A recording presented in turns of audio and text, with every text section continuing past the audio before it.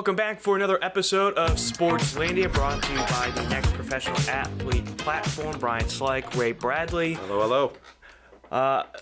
Gonna do a couple recaps of what's been happening in the MLB playoffs. We could not have been more wrong in our prediction last week when we recorded. A couple big games in the NFL. We got some cool discussion points. I think we'll... Couple top fives? Yeah, a couple top fives. We won't tell you what it's about just yet. We want to keep you around for that one. And then our Nerd Corner, also kind of a list sort of feel to it as well. And I know, Ray, you want to talk about a couple of things that we actually have not discussed yet as well. But first, let's get in the MLB playoffs. Last time we talked, both teams, and by both teams, I mean the Rangers and the Phillies, were up 2-0. We were talking about, well, maybe the Astros are coming back down to earth a little bit. Maybe the Diamondbacks are just too young and inexperienced for this moment. But immediately after we said that, Astros won, I believe they won 3 straight, and then and then the Diamondbacks won 2 straight to even the series. And so at that point, you're kind of just like, what's going to happen here? It's actually Game 7 tonight that we record on October 23rd. I mean, winner goes to the World Series. I don't think there's any better game. It's kind of cliche. What two greater words in sports than Game 7? It is, yeah. It's going to be wild. I watched Game 6 of this series, actually. Actually watched the game. At least the last Which, I mean, for a non-baseball guy, that's pretty impressive for you, It was big. I noticed it on the YouTube TV. I went, okay, sure. And I caught basically like kind of a mini collapse, I think, by Texas, and Houston took the lead. And I just... They threw out some numbers about Jose Altuve as far as, I think it was maybe postseason home runs, and he was like second all time. That might be in Astros history. There was some postseason all time. I forget exactly what the stat was, but it seems like he's actually climbing up there as far as like postseason heroes. 26 career postseason home runs in an Astros uniform. That puts him at the top of the list for the Astros. What about all time MLB? I believe that was the stat I saw, and he was right up there as well, which kind of shocked me. But yeah, I mean, they can continue to prove that they just are a good baseball team, even regardless of some of the past things that have happened as far as trash cans. So at this point, you can't really argue with it if they beat Texas here in Game 7. You'd be right. He obviously earned it. Second in Major League Baseball history in postseason home runs. And I understand why you would immediately be like, that can't be the stat. Because you would never think of that. But then I think about what I said last week, though. 7 straight ALCSs. Like, they go deep into the playoffs. So, like, he's played a lot of games. It is. I don't know if that's quantity over quality or just the fact that you can get there in quantity kind of proves your quality. Yeah, I mean, he's played 102 games in the postseason for the Astros. I mean, that's a lot. I mean, he's hitting a home run basically 1 every 4 games. He's got 26 career postseason home runs. Do you know who leads the MLB? Oh, God. I don't even know who I would guess. Sammy Sosa. No. He barely made the playoffs in his career. David Ortiz. That's closer. You're on the right team. Okay. Dustin Pedroia? No. Not Dusty. Dusty. No clue. Manny Ramirez. Oh! 29 career postseason home runs. Oh, man. He's not even that much ahead of him either. No. And you think about some of the other guys that are showing up. That's wild to think about that he's already that high up there. All-time baseball history. You look at the Phillies, though. Kyle Schwarber has 20. He's on this top 10 list as well already. Wow. I mean, he's passed George Springer, who's second on the all-time list for the Astros. He passed Albert Pujols, which, like... Granted, the last 10 years of his career, he was with the Angels, but when he was with the Cardinals, I mean, it seemed like almost every other at-bat he was doing it. But Schwarber's tied for 4th right now with 20 home runs. He's tied with the captain, Derek Jeter. Yeah, I know that guy. That would be interesting to see the two of them potentially meet in that postseason World Series and keep adding to those numbers. Obviously, I'm rooting for Arizona here, the Hops. Yep. They'll have a Hops guy going tonight, Merrill Kelly. Okay, we're into it. I'd love a Game 7 if nothing else on that side as well. Always rooting for a Game 7 as honestly, a casual. Yeah, I mean that you just said it right there. As a casual, like when you bring up Game 7, I think that just adds a certain intrigue to, you know what, maybe I will make some time and pop it on and watch it 100%. Because, I mean... tonight, I probably will throw this on. Yeah? I think I'll have to, because then it's like I can invest myself in one baseball game. And in the moment-to-moment high-pressure situations of baseball, that's where it shines the most for me. To me, it is like getting through the regular season that's the tough part. When we get here and it's 3 innings, couple moments, you think 162, that's a daunting number almost every single day. Daunting. But then you get to the playoffs and it's like, well, you play 2 games in 2 days and you have an off day and you play. It does maybe prepare 3 them well, I suppose. It does. The pace of it. You're right. It does prepare you for the pace, but I think in the playoffs it's just much more manageable. Like you think of like the most that you will play. Like you could play 3 in that first round if you're a wild card team, and then 5, so that's 8, and then you play 7, so that's 15 plus another 7 is, that's 22 games in the postseason. That's if you play every single one. Yeah, and the entire strategy of when to play your pitchers and whatnot, and when to save them, and when you maybe should just throw them out there now. Like, yeah, does Philly tonight? This is totally, as a layman, does Philly tonight throw out one of their better pitchers to avoid a Game 7, or do they save them? They're throwing out Aaron Nola. He's 3-0 in the postseason so far, has a 0.96 ERA in 18 2/3 innings of work. He's they allowed want to finish it. Yeah, 19 strikeouts to only 2 walks. Whew. I mean, he has been probably their best pitcher in the postseason so far. Okay. So it certainly feels like they want to close out the Diamondbacks tonight.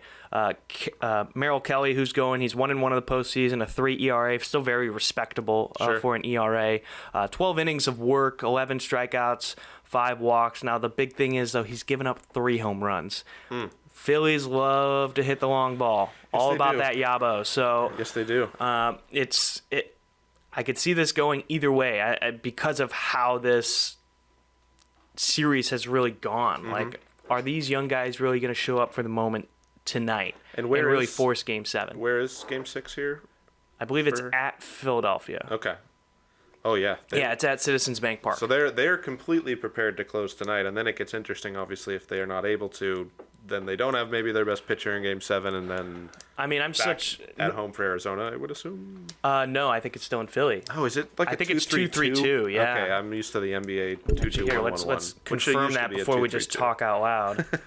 Well, a little late, but that's fine. You can still catch it. Well, it has changed from like the 5 games in the NLDS and ALDS. Like that used to be 7. So like some of that has changed. Oh yeah. And it is a 2-3-2 format. So the league. Oh wait. So 2 in Philly. Yep. So the league championship and the World Series remain a best of 7 in a 2-3-2 format. So yeah, the next 2 are going to be in Philly. Now I'm such a. I've never had good luck really in Game 7s, minus the 2016 Cubs. Yeah. I'd be a pessimist if I was the Phillies and lost tonight, like throwing your best arm. That's the thing. You've thrown everything out there already. Now they've got a good pitching rotation, so it's not the end of the world if Noah doesn't get the win. But like back against the wall, you gave up your 2-0 lead that you had at home. That you got. Now you're trying to win, and close it out tonight. Yeah. That momentum can shift real hard. I mean, just think about it. If that young group in Arizona gets the win tonight, what's saying they don't keep that momentum and, hey, we're young, we're 100%. Dumb, we don't know what we're doing yet, but hey, we could win this and get to the World Series. Again, this is a team that nobody really thought was going to be making the playoffs this year. The us against the world mentality is such an easy sell for a coach. They're already on the road for this game. It's not like they're not going to be prepared to win a Game 7 on the road after winning just hypothetically this Game 6. So it makes sense why the Phillies want to close it out here as well. Yeah. Like, it feels like it could very easily lead into a lot of Game 7 momentum. So some big games. Is that one also tonight?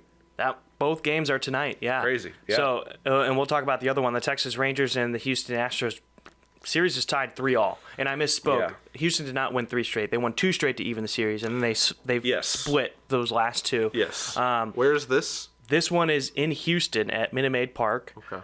Been a minute since I had some orange juice. I didn't realize that Minute Maid was still the sponsor for that stadium. Wow, still rolling strong in the frozen aisle. Okay.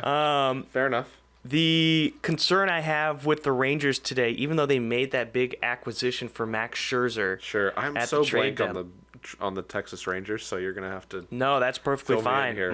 My main concern is that Scherzer's already pitched in this series and he got rocked. Ooh. I mean, he's 0-1 because he didn't play in the ALDS and he didn't play in the wild card. I don't think because Texas wasn't in there, but 11.25 ERA and only 4 innings of work. I think Texas was in the wild card. Based on this graphic I see. Yep, you're right. They played Tampa Bay. They only played 2, so maybe they didn't need him. I don't know. They didn't. Yeah, he was injured at that point. Oh, okay. But 4 innings of work, 5 hits, 4 strikeouts, 1 walk, gave up a home run, but still 4 innings of work. He had an 11.25 ERA. He still can be dominant. Like, we've seen what he could do. Sure. But I just feel like that injury is still sort of nagging him, and he's coming back a bit early right now, trying to prove that, hey, like, you traded for me for a reason. Certainly your last chance, hypothetically. Yes, exactly. And so that'll be interesting. But the Astros are throwing out Christian Javier, 2-0 already in the postseason, a 1.69 ERA. In 10 2/3 innings of work, 12 strikeouts, 6 walks, so 2-to-1 strikeout to walk ratio. Like, not necessarily the best, but it certainly helps you more. You won't be, looking for more out of him. I think this will be more possibly an even game. Really depends on what Simeon does for the Rangers. What does Seager do for the Rangers? They need their bats to come alive, and that's what didn't happen in their 3 losses against Houston. They fell flat. You talked about the last game that you watched, Game 6, which forced Game 7. They were leading 5-2, and then just didn't do anything the last few innings. Let some guys on base, and Altuve hit that homer and just sent them ahead. In this type of environment, you need that step on the throat mentality. Like, I have a lead, I need to keep adding to it because too many weird things happen in the game of baseball, especially in the postseason, that like change momentum, change your train of thought, and how you approach the game and everything else like that. And for them, it's like you need to just do it now. Yeah, no lead is like really ever truly safe in baseball, which is different than others. Like if it's the 85th minute in a soccer match or something, you probably can't score 4 goals in that time. Yeah. Similar with basketball or football, but with baseball, if you're down 6 at the bottom of the 9th, it's like you're going until you're out. There's no time limit. There's nothing. You can absolutely string a couple things together and get pretty close, and then all of a sudden, a couple guys on base and a big hit, and you're there. So. Yeah, no lead is ever safe. You always want to keep adding to it if you can. For the Rangers, postseason has not really been great. I mean, we talked about it last week. The last time they were in the World Series, twice in a clinching game, they were down to the final strike, and they gave up big-time hits to David Freese and ended up losing that series to the Cardinals. That forced a Game 7, and guess what happened? The Rangers fell apart in Game 7, and the Cardinals won again. So. Again, you need that step on the throat mentality, especially here in Game 7. I mean, you cannot be satisfied with having a 3-0 lead or a 4-1 lead or anything like that. You need to try to pile it on as much as you can. If you're getting walks, be smart with it, but maybe you have to steal a base, get your guy in scoring position, and try to score in that aspect. So, big time games tonight in MLB. We'll have one side of the World Series figured out. We might have both sides of the World Series figured out. Yeah, it'll be interesting. Any predictions? At this point, I feel now I will flip my prediction and say I do feel like Houston will have it. The moments I've watched, they've seemed more prepared. I'm more familiar, I guess, with some of the pieces of that team as well than I am with the Rangers. And I'm still rooting for Arizona, although it does feel like a dire situation right now. But you're now convincing me. Obviously, whoever wins this Game 6, if it's Philly, will move on. Yeah. But if Arizona wins this Game 6, I think they have a very strong chance of finishing the series out as well. So, I would end up. My heart says Houston, Arizona, but we'll see. What about you? Yeah, I have a feeling that Houston, they've got a good mix of some veteran guys like Altuve, and then they've got some younger guys as well that I think will just help them move up, get back into the World Series again. On the other side, the NLCS, I want to say Arizona so bad, but that's why I said my heart. Yeah, that's why I think it's going to be the Phillies, though. I think they are going to bring the bats early and often in tonight's game. Certainly like have. I would not be shocked to see either Bryce hit a home run or Schwarber hit a home run tonight in a big moment. Like, the thing about playing at Citizens Bank Park is you've got one great thing that happens and the entire stadium erupts, and like you can't even hear yourself think half the time if you're on the field. Those Philly crowds, man, they'll mess you up. They will. So yeah, that's kind of how I'm feeling. I think it's going to be a Phillies Astros World Series, and see who can get to the top of that postseason home run tombstone that they're making with all these graphics. Schwarber and Altuve out there. Be right there. Let's move on to our slate of NFL games. You and I talked last week. We were pretty low on the Ravens. We were. I thought you were going to say we were pretty low on our own teams. Oh, well, we're always low on our own teams. We know what our limitations are. Or do we?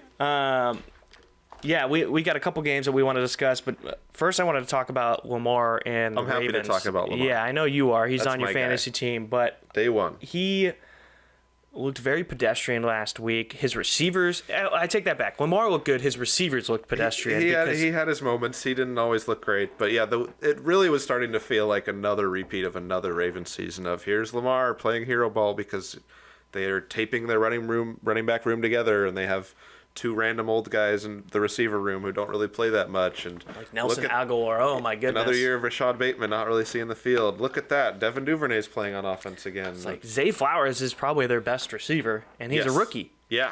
How much can you ask him? Mark Andrews still doing what he does. Yeah. But this week it just all came together perfectly, and their offense really couldn't be stopped. They were getting actual stuff from Rashad Bateman. He had two big catches on a different series. Zay Flower was still doing things. Odell was making catches. Yeah. Gus Edwards was all over the place, which I've always liked, but they had a couple play designs that I think kind of can completely unlock the Ravens. They had basically a read option with Lamar, and then I don't know if it was Gus in the backfield or if there was a third running back, I can't remember, but they basically did a read option. He started going out, and then as soon as everyone committed to Lamar, he just tossed it right over their heads to Gus Edwards, who'd leaked out, and he ran it for 80 yards down the field. It's like if you can start using Lamar's ability to move and add some wrinkles to some of those options, like people are so focused on Lamar as they kind of have to be. Yeah. If he can just ink that over the top and you can get 80 yards and that there's almost a whole drive right there, like that's when this offense becomes terrifying. Not to mention the fact that the defense completely shut down the Lions. Yeah, I mean, you looked at what Detroit had been doing the last few weeks. I mean, they were 5-1 coming into this one. They looked kind of like front runners for the NFC. I mean, obviously, like you mix in the Eagles. Class. Yeah, exactly. They were at the top of the NFC, so you're thinking, hey, this should actually be a good matchup. Maybe the Lions keep their offense going, and they did. I mean, outside of, I almost said DeAndre Swift, but Jahmyr Gibbs. Had some good runs, but I think they had something like in their first 4 drives, like 13 yards. Yeah. They couldn't get anything going. Nothing and then most of that stuff happened in garbage time for the Lions. Like late in the game, they started to move the ball a little bit more, and they just didn't have that big play ability that they seemed like they had been getting through those first few weeks. I mean, before we started recording, we briefly talked about Jameson Williams, but like he's their big play threat. They threw the ball to him 6 times, but they couldn't connect. He had some chances. He bobbled one in the end zone that he definitely could have had.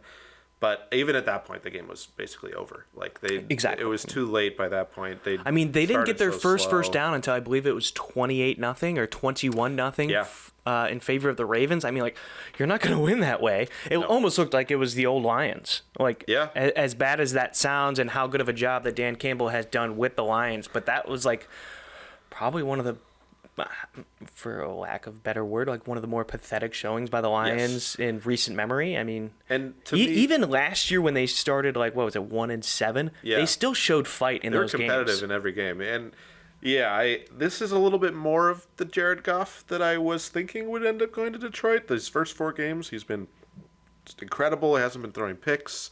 He had that long consecutive pass streak of not throwing picks, but he is gettable. Like when he's not on his rhythm and whatnot, and it seems like this Ravens defense might actually be something with Roquan Smith and Kyle Hamilton, Patrick Queen. Like they've got some dogs. Health. They actually have health now too. They actually have some health. Marlon Humphrey was back for them, so if they can actually stay together, and I had them in fantasy and benched them because I was like, it's the Lions. Like, they're going to put some points I started up. the Lions defense because I figured, hey, Baltimore didn't do that much last week. We were both wrong. It hurt you a little bit more than me, obviously, because I think they went negative. Still winning at the moment, though. Thank goodness. Somehow, with a negative defense. So, negative defense and a 0 from Williams. yes, yeah. I told you, too. You're like, I'm thinking Jameson. I was like, it's going to be 0 or 10. But And it was almost 10. It was almost that. But I will say, everybody else on my bench right now, that is the exact same case. It was like they'll get you 7 or 8 points, or it's going to be a goose egg. So I feel you there. I took the gamble.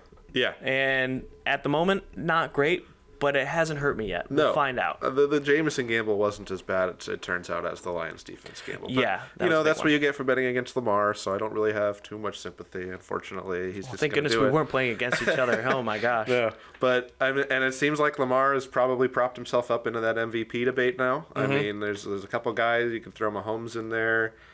I would probably maybe throw a Tyreek Hill in there. I mean, that's a good wrinkle in there. Philadelphia. Yeah, everybody always thinks that quarterback is going to win MVP, but like Tyreek Hill is so good. Like if you're going to have a candidate from Miami, it'd be hard for me to go Tua over Tyreek. Correct. Just because he's getting most of his success through Tyreek. Yes, there's some system quarterback stuff that's kind of bubbling there as well. It's the new dreaded word apparently nowadays. So yeah, it seems like Lamar is completely up there though, and if he actually does have a little bit of help, and the new OC seems to actually be adding some wrinkles and some passing ability that was just not interesting to Greg Roman in the past. So yeah, some of these receivers can stay healthy. Rashad Bateman can be out there. Odell was making things happen. Zay Flowers has been electric. Like, that's when things get interesting, when it's not just him having to play hero ball, because he's good at it, but that's been the problem when they get to the postseason. That's not a recipe for success. Yeah. And you're going up against obviously much better teams once you get to the playoffs. Like, you can do that against those bottom tier teams or whatever, but not when it matters most in the playoffs. Yeah, but especially with this defense and obviously the fact that they've always pretty been solid on special teams with Justin Tucker, like it's a recipe. It certainly is, and their division's definitely winnable at this point, with Cincinnati kind of figuring things out and the Steelers not really figuring things out, and the Browns not really knowing if they'll have a quarterback who will play for them. And maybe we'll get to the one who played most of the game later on in one of our top fives. But yeah, the Ravens look very good. The other thing that we got wrong though is both of our teams actually looked kind of good. Yeah, I mean, and won the game. I mean, we'll start with the Pats and Bills because you actually had starters in that game. Mac Jones looked like he's back? Like his rookie season, like a top 100 player. Mac Jones. He did. It was nice to see. I did the morning of picking up of Tyrod Taylor to avoid playing Mac, and it turns out they both basically had 20. Like, it kind of would have been good either way. Yeah, kind of would have been okay, which is kind of crazy to think about. But yeah, Bill Belichick gets his. Well, we started the day with this shadow news drop that he signed a contract extension like months ago. Yeah, which it kind of just always happens with the Pats. They're weird that it was reported. Secretive about that, I guess. Yeah, they very much are. Yeah, they're re-upping him in the background, and no one really needs to talk about it. So, but that did get out, and so there was a lot of talk and chatter. And then to get his 300th win versus Buffalo, right, huge. When they have struggled to beat Josh Allen and these Bills since the Brady era has ended, so it was great. Obviously, especially how we talked last week, was counting up the losses and getting excited. Mm-hmm.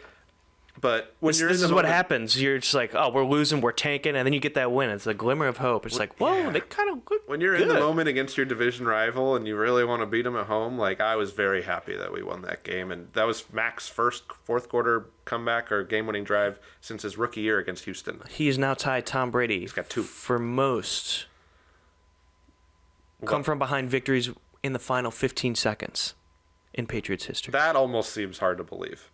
Tom Brady won. Mac Jones won.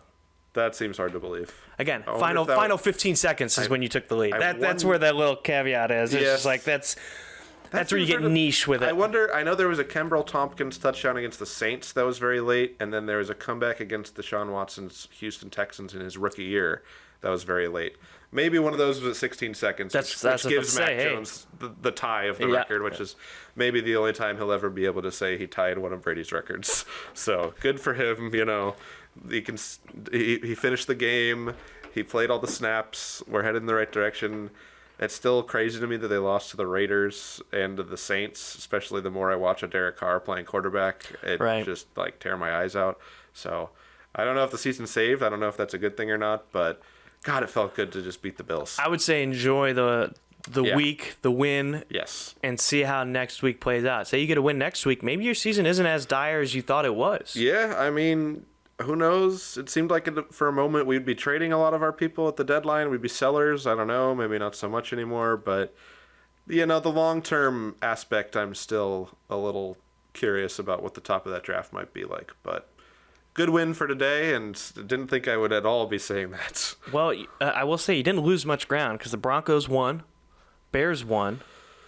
Yeah. I think the Cardinals lost, so that moves them down a little bit more. But I think they already had 2 wins. So they'll win some more games, I think, too. Yeah. So, I mean, like, you really didn't lose that much draft That's the thing. capital or anything like that. That is good. We still play Denver on Christmas or whatever, so I'm hoping. Well, that one, yeah, exactly what you just said. Just hope that one's a loss. But also, I don't know, they're so bad. I don't know if we can even lose to them. They won this past weekend. Yeah, who'd they play? They played the Packers. Man, yeah, it might be a bit of a Jordan Love exposing going on through these last couple weeks. I think everybody thought it was going to be the next Packers quarterback, but only because they played the Bears and they were so bad, and it was basically overreaction Monday. Yeah, and we're just trained to think, well, the Packers will have their quarterback come in and he'll play for the next 10 years. Yeah. And then so on and so, and then he'll get bad and throw a fit and the backup will come in. That has been what's happened for the last 20 years. So it would just fit the script too well. But yeah, I mean, that game didn't really make it onto my multi-view, so I can't speak too much on the Broncos and the Packers list. Oh, I forgot about that game this entire weekend anyways. Didn't even pay attention to it. Until you said that, I was like, weren't they on bye? I don't know what you're talking about. So no, that was last week Packers were on bye. Thankfully, yeah, they're both at 2 wins. Cardinals are at 1, but I could see them getting a lot more. See what happens with the Vikings tonight. But even your Bears got the win with Tyson Baggins or something. Bagent. One of the hobbits. He's too tall to be a hobbit. Bagent Orange, Secret Bagent Man, whatever you want. Yeah. A little quarterback controversy. Yeah, I don't know if I'm ready to say it's a controversy, but I will say things looked quicker, more crisp in the time that I watched him play. He's kind of the opposite of Justin Fields in that sense. He just gets the ball out. And I wonder if Fields at times is maybe looking for the big play when he should be just taking what's in front of him. Now, I will say the offense that they were running with Bagent, even though Bagent during his press conference this week said, like, the entire playbook, I know it. Feel free to call whatever you want. But what they did was cut away half the field a lot of the time. Yeah. So it's like you cut half the reads, and everything that I've been hearing back in Chicago is you can't be doing that with Justin Fields because Justin Fields needs to develop and he needs to be able to see the whole field, which they're not wrong. Sure. But, like, there's a reason why Bagent had his success in week 1. It's not like he threw for 1,000,000 yards. His longest pass was 17. Like, so, like, he did some nice things. He didn't turn the ball over. Yeah, that's huge. The passing was quick and succinct, so you didn't get sacked a lot, which has happened with Justin Fields quite a bit. Yeah, the negative plays and the turnovers, you eliminate those as a quarterback, you can manage a lot of offenses. 100%. And, like, I took a gamble on starting him in fantasy this week, and you know what? Like, 14 points or 13-8, whatever he got. Like, at a super flex, that's not bad. Yeah, exactly. Like, you're just hoping to get some points in production out of somebody in that spot. And I think Bagent, he just showed the league that, hey, I could be a backup in this league for a while. I mean, like, if you're going to perform like that, yeah. For how bad the offense was for Chicago and then to have them put up 30 points. Granted, it's the Raiders, but still, like, you need to be doing something right to score 30 points in the NFL. Yeah. Like, that doesn't just happen. No. So I thrilled with how Bagent played. Again, limited sample size. I saw somebody overreacting like, oh, Bagent is only getting pressured 4.6% of the time when he drops back, and Fields is 12. I was like, well, sample size, guy. Yeah. Like, one game compared to 28 or 29. Like, of course that's going to be skewed, and Bears finally had somewhat of an offensive line. Still rolled out the 6th different starting offensive line through 6 weeks or whatever it is, 7 weeks now. So, like, there's a lot of hurt going around for them, and there is. I mean, half the running back room was out, which maybe actually helped for this game because we got Deontay Foreman. Yeah, he put up 20 points in fantasy. Like, he did a good job. The yearly RB1 showing, and then everyone's surprised, and it's like he does this every time he gets the job, man. I think I'm more concerned about Roschon Johnson more than anything because the second week he's been out with a concussion. And with that type of stuff, like, you don't take it lightly. You need to take that pretty seriously. That's player health and all that other stuff. I was surprised that he wasn't even practicing. And that's what I mean. On Thursday, so it's like, now I did, right before we started recording, I did get a notification from Matt Eberflus himself. Was he saying he's going to be ready to go this week? He was saying Roschon Johnson has one more hurdle to clear concussion protocol. So see, that still doesn't sound great to me, though. Well, it's something. You're 12 days post concussion, and you're still struggling to get over your last hurdle. Yeah, I mean, it sounds like to me, if he gets a full practice in this week, I think he'll be back. I don't know what that shakes out for that running back room now with how Deontay's been playing. But I think he's close. You'll probably use Deontay on third down and have Roschon your first really? and second down back. Oh, I think the opposite. Really? You think so? I think Roschon... not a pass catcher. He did catch one for a touchdown this last week. But I was thinking he doesn't catch passes. I was thinking more like third down, short yardage. Oh, like goal line stuff. Goal line stuff, short yardage, yes. Or like 3rd and 3, like we can put Foreman back there and go do it. The reason why I want Roschon in there the first two, he's explosive. Yeah. And two, he does everything for you. He's a good pass protector. He hits the hole. Like, he's got pretty durable hands too to catch out of the backfield. So I want him on the field as much as possible. If you need hard-fought yards and you're worrying maybe a little bit about his health, throw in Foreman. Like, I am perfectly confident in having Foreman out there and getting a few yards and carving out his own role with this team right now while Herbert's still on IR. Yeah, I think it might be more likely we see Foreman on first and second down running the ball. And then if it's 3rd and long, Roschon's out there. If it's some of those in-between downs, Roschon's out there. If it's goal line, Deontay's out there. Yeah. But, I mean, Deontay's he is the give him 20 carries and he'll warm up and get better by the end of it. So I could see them still kind of giving him that volume and having Roschon do everything else. But meanwhile, the Raiders, on the other hand, against the Bears, looked awful. Yeah, we lost to them last week. I don't still... Like, Brian Hoyer actually got benched. So here's the thing. Like, it's almost like a fireable offense to say, yes, we're going to start Brian Hoyer this week, given the option of anybody else. And it's like, I thought O'Connell was hurt or something, but he ended up coming into the game. Yeah. So it's like, so you could have started him, and you chose to start Brian Hoyer. That's what I didn't understand. Who was bad 10 years ago. Because then you look back at what the Raiders did, 2 weeks ago, 3 weeks ago, and they started Aiden O'Connell. Yes. And then Hoyer was his backup. Dude, he was fine. The only issue was that Khalil Mack just had a hell of a game with 6 sacks. Yes. And the offensive line for the Raiders was terrible in that matchup. And, like, he showed a lot of good flashes in that game. He was getting the ball out on time. He was hitting his receivers. And the entire week leading up to the Bears, what I was hearing in Chicago, because they were talking to the reporters in Vegas, I almost said Oakland, was that Hoyer is game day backup for Garoppolo because they trust him to come in and just like do something. Asinine. If Garoppolo gets hurt, if they have a full week to prep, they wanted O'Connell. But I don't understand why you went against that here in week 7. He's already played a game too. He's played a game. Like, he played well, and like the Bears defense. Granted, they had a good. They played Brian Hoyer, but like they sure did. The team that is having such a hard time getting to the quarterback, wouldn't you want to have your rookie out at that time? Yeah.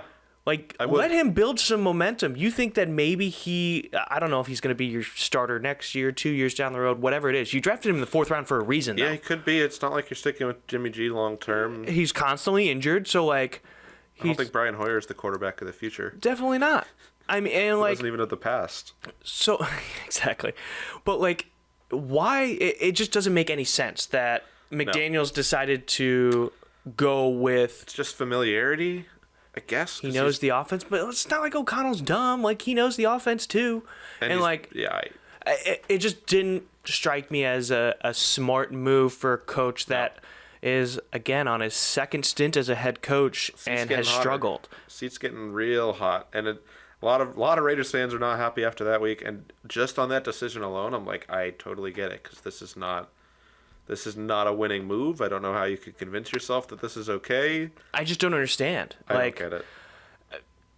Are you too concerned about Devontae Adams? Because he was making a stink about only getting like 6 targets over the last 2 weeks before this week. Yeah. But then Hoyer hit him 4 times in the first quarter. Yeah. On first 2 drives. So it's like they got him heavily involved. But guess what? You weren't doing anything else at that point.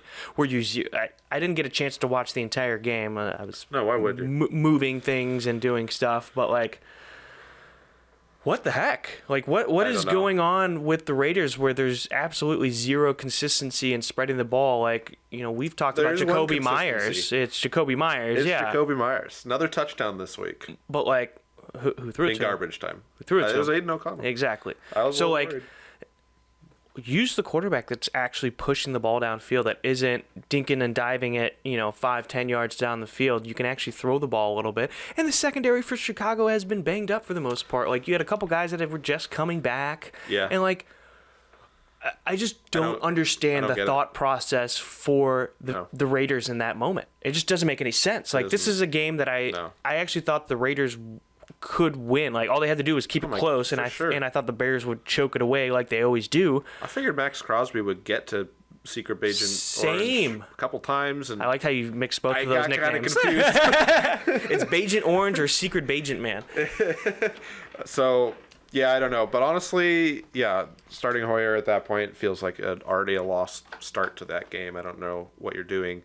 I think this leads us pretty well into one of the things we wanted to talk about. Yeah, absolutely. Because of all the things we're seeing, we basically wanted to look at who might potentially be like top 5 quarterback backups, bottom 5 backup quarterbacks. Mm-hmm. We're seeing a lot of them already playing on these weekends, which is what kind of brought it up. Yeah. Obviously, if you're talking bottom 5 backup quarterbacks, Brian Hoyer.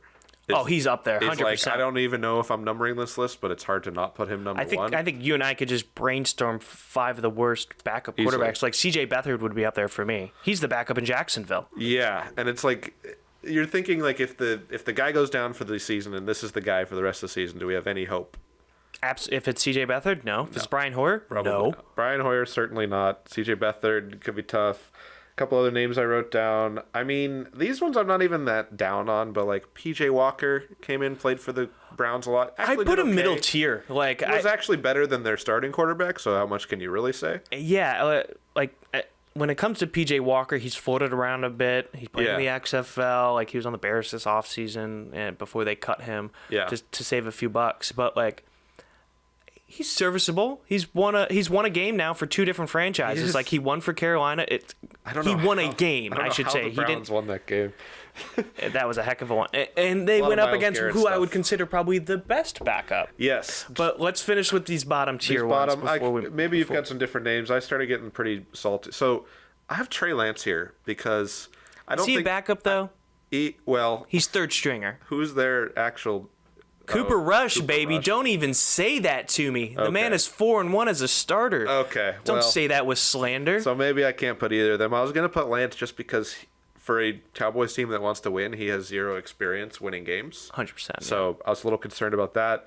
Some other names, I put Mitch Trubisky on here. He's got some athleticism that might actually help him a little bit. But every time he comes into the game, I'm just like, oh. That's more like as a viewer, I'm like, I can turn this game off. I got one for you. Kyle Trask. Yeah. 0 confidence for Tampa Bay. Win the game versus Baker. I mean, win the job versus Baker. That's troubling. And he's certainly not athletic. Yeah, he's way down there. So that's 4 right now? The other one I have that I don't actually think is one of the worst, but there was a moment in last week's Dolphins game where Mike White came in for Tua because the game was over. They were up. Actually, here's the thing I'll say. The game was not over. They were up like, it must have been 24 or something like that, like late in the third quarter.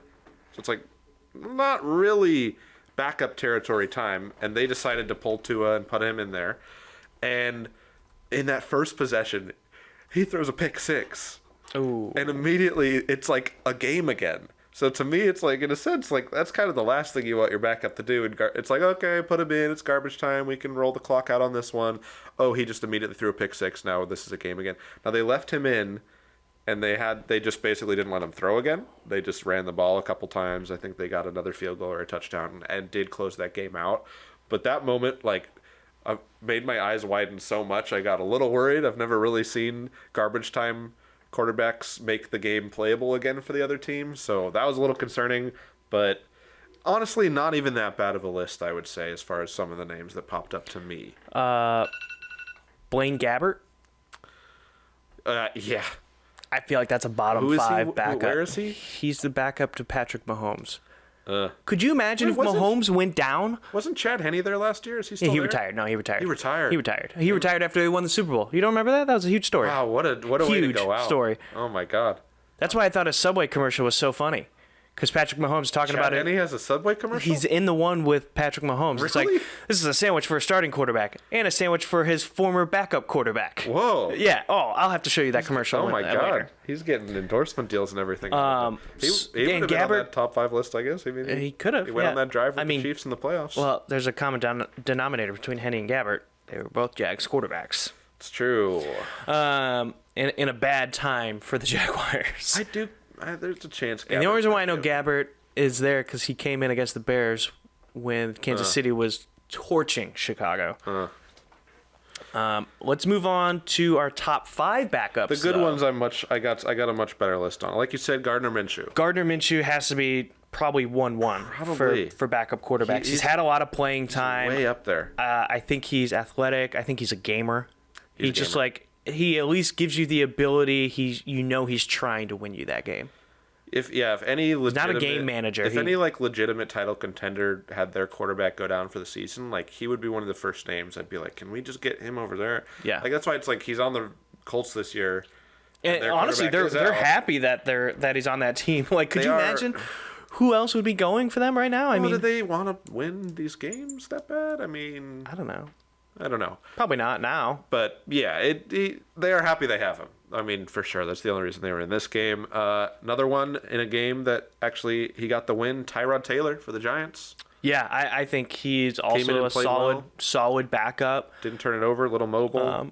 Honestly, what you're looking for is just somebody who takes care of the football and is still able to move it down the field. Yes. Because on my list, small sample size here, Tyson Bagent would kind of be up there for me right now. Small sample size. Very small sample size. That's the thing that got me. Look what he worked with. He's not on the bottom 5 list. He's dealing with a third string running back. Whoa. We're talking about Deontay Foreman? Well, yeah, he's third string on the Bears right now. Whoa. That is factual. I don't know, man. He when he's first string, he performs. That's all I'm saying. I'm telling you what it is right now. He's got DJ Moore. The offensive line was not great. Obviously, I mentioned that they were dealing with some injuries there too. Yeah. And wasn't overwhelmed by the moment as a Division II starting quarterback that went undrafted. It's impressive. Yeah, I mean, I've got some other guys on the list. I think Sam Darnold. Potentially, it's just the location, but he performed well at the back San Francisco with the Panthers last year. Yeah. And I think if he needed to start the rest of these games, I don't think it'd be that different. Yeah, I think for where they are at right now in the season and how the team plays with them in the lineup, you could also say Andy Dalton. Actually, yeah, I would. I didn't have him originally, but on the way over, I think he absolutely could be on that list. The other one I think is fun. Taylor Heineke? No, I was going to say Jameis. I didn't know where to... I can't put him on the top list. I was thinking of putting him on the bottom list. As a backup? I would think about putting him on the bottom list before I put him on the top Really? list. Yes. I don't think he's a bottom 5 backup. I still think that he could help you win a game if you get him in there. Man, I've got zero confidence in that. He might lose you a game. He's a gambler. He's a gambler. That's for sure. Well, who did you say was the backup quarterback you want? The guy who doesn't turn it over and gets it downfield. But he tries to push it downfield. He can chuck it. He absolutely can. I don't know how many games you're winning. You might throw for 300 yards. Well, here's the list, though. How many games are you actually winning with the backups? That's If I can have Taylor Heineke over Jameis. Heineke turns the ball over too. But Jameis, he gambles. Jameis is the king of it. I can't. He was also inexperienced and very loose with the football in Tampa Bay. I don't know, man. They might go to Taysom Hill before they go to Jameis, given the option. Well, that's just because Taysom needs to be somewhere in the lineup for New Orleans to do anything. I was trying to think of if there was another. The only other guy I have on here who I don't think I would have been at the start of the year is Joshua Dobbs. who's just played really well for the Cardinals all year. Yeah, Surprisingly, for somebody not that a lot really, to work with. yeah, not a lot to work with. A guy that honestly kind of he's bounced around to like 3 or 4 different teams in the brief time that he's been in the NFL. I think I wrote him off when he was on the Steelers. I want to say, and wrote him off after that playoff game for Tennessee. Yeah. So I mean, a while. He's somebody who has bounced around. I think he got this opportunity and he's just sort of run with it, which good for him. I mean, it adds a consistency element to the quarterback position in Arizona while they're waiting for Murray to come back. And Murray is a question mark himself. Yeah, I mean, they might still let him run with this job rather than give it back to Murray. Maybe they try to trade him. It's kind of a mid-rebuild weird situation for them as a whole. So, I'm curious to see where they go. But, yeah, the fact that we've seen so many of these backups this season especially, there's some good ones and there's some bad ones. And then there's Jameis, 100%. Who I guess just wildly goes between. Goes both ways. I mean, I didn't show any favoritism. I didn't throw Cooper Rush on that list. Well, I had to back out of that one pretty quick once I realized it was Cooper Rush we were talking about. As a bottom 5 backup, he's not 5-1. He's not that. He's not top either, but that's why I didn't put him on the top of the list. Yeah, he's somewhere in the middle. I mean, like you think about some of the backups, like Drew Lock. That's probably a bottom 5 guy, right? Yeah, actually, great point. Who's the backup in Denver? Stidham. Yeah, he's pretty bad. I almost just wrote the Pats in general because they don't really. Zappy, Cunningham. Their backups are so bad they don't even have one that they want to decide on. Like, who's the Greer is the other one that's also there? I think Cunningham's the only one who dresses too. I think Zappy's he didn't dress this week. Oh, he didn't dress this week. Well, you don't need to this week when Mac's playing like this. You're totally chilling. So, but yeah, we'll be seeing more of them. So we'll see if we need to add or adjust these lists as we go. I'm sure we're going to come across quite a few names going forward. I don't know how many more I can take. Should we update the people on a bit of Sandbag? Please. I actually would love to update them on this week specifically. Okay, so we had a couple of issues. Well, mainly I had a couple of issues. You were perfectly fine. Thank you. Someone said it. Yeah. You had one person you had to replace this week. Joe Mixon was on bye for the Bengals, so you picked up Najee Harris, who actually had a decent game. Yeah, I don't know why I did that. He's good. Because I was sitting here and his play has not been great the last few weeks. I feel if I'd had like a whole day sitting at home on the couch looking for people, I might have found someone really bad. But moment of right before the pod, I was just like, people are down on Najee. Let's just do that. Plus, my whole team is like big names, no production, so it's sometimes it works, sometimes it doesn't. But yeah, sorry, go ahead. Najee actually played all right. Yeah, Najee had 12-7 in the scoring department, but otherwise, Russell Wilson had 14.4. Swift at 10.5. Mooney was the low man scoring 5.5. Mooney, MVP. Michael Thomas, I know you were a little annoyed that he scored that touchdown on Thursday against Jacksonville. He showed up for 2 plays. Yeah, exactly. On the one drive, yep. 9.7 points. Kyle Pitts continues to be a near non-factor in Atlanta. 6.2. I mean, it's good for a tight end, but like... What's going on with Atlanta this weekend? Bijan didn't play because his tummy hurt or something. Kyle Pitts I heard didn't do migraines. Anything. I don't know. Jonnu probably outperformed him again. Then the Cardinals defense put up 11.88. Not bad. That was kind of respectable. Yeah, I should have picked up the Lions defense. Yeah. And then Daniel Carlson missed a field goal. Who's that?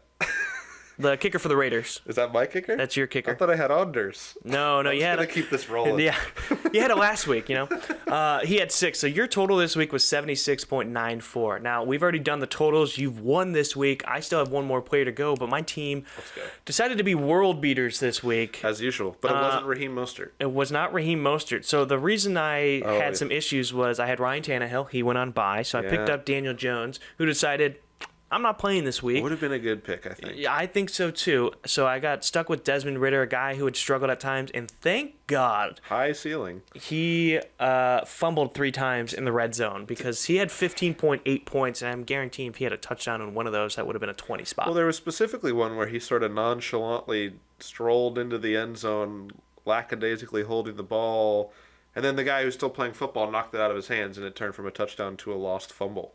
So that's like 6-7 point swing in one play, just pure negligence. Yep.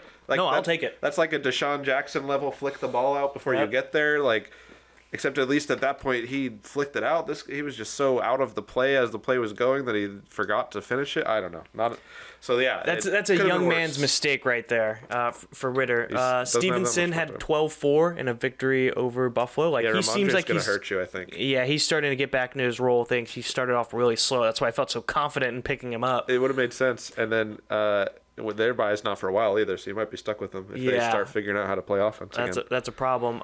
Raheem Mostert was actually my second lowest score, which he's been killing me in this league, but he only had 6.5 points as the Dolphins were pedestrian against the Eagles last night on Sunday Night Football. Really struggled. Tua struggled. Philly rolled.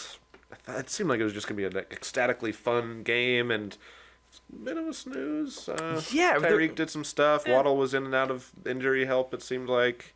Which I needed help in that category. I was going up against Tua and Waddle. Yeah, you were, and it's still just winnable for you. So that was exactly what you needed. I need Alexander Mattison to not do great things. It's certainly possible. And Moody to have miss game-winning kicks. Great kicking.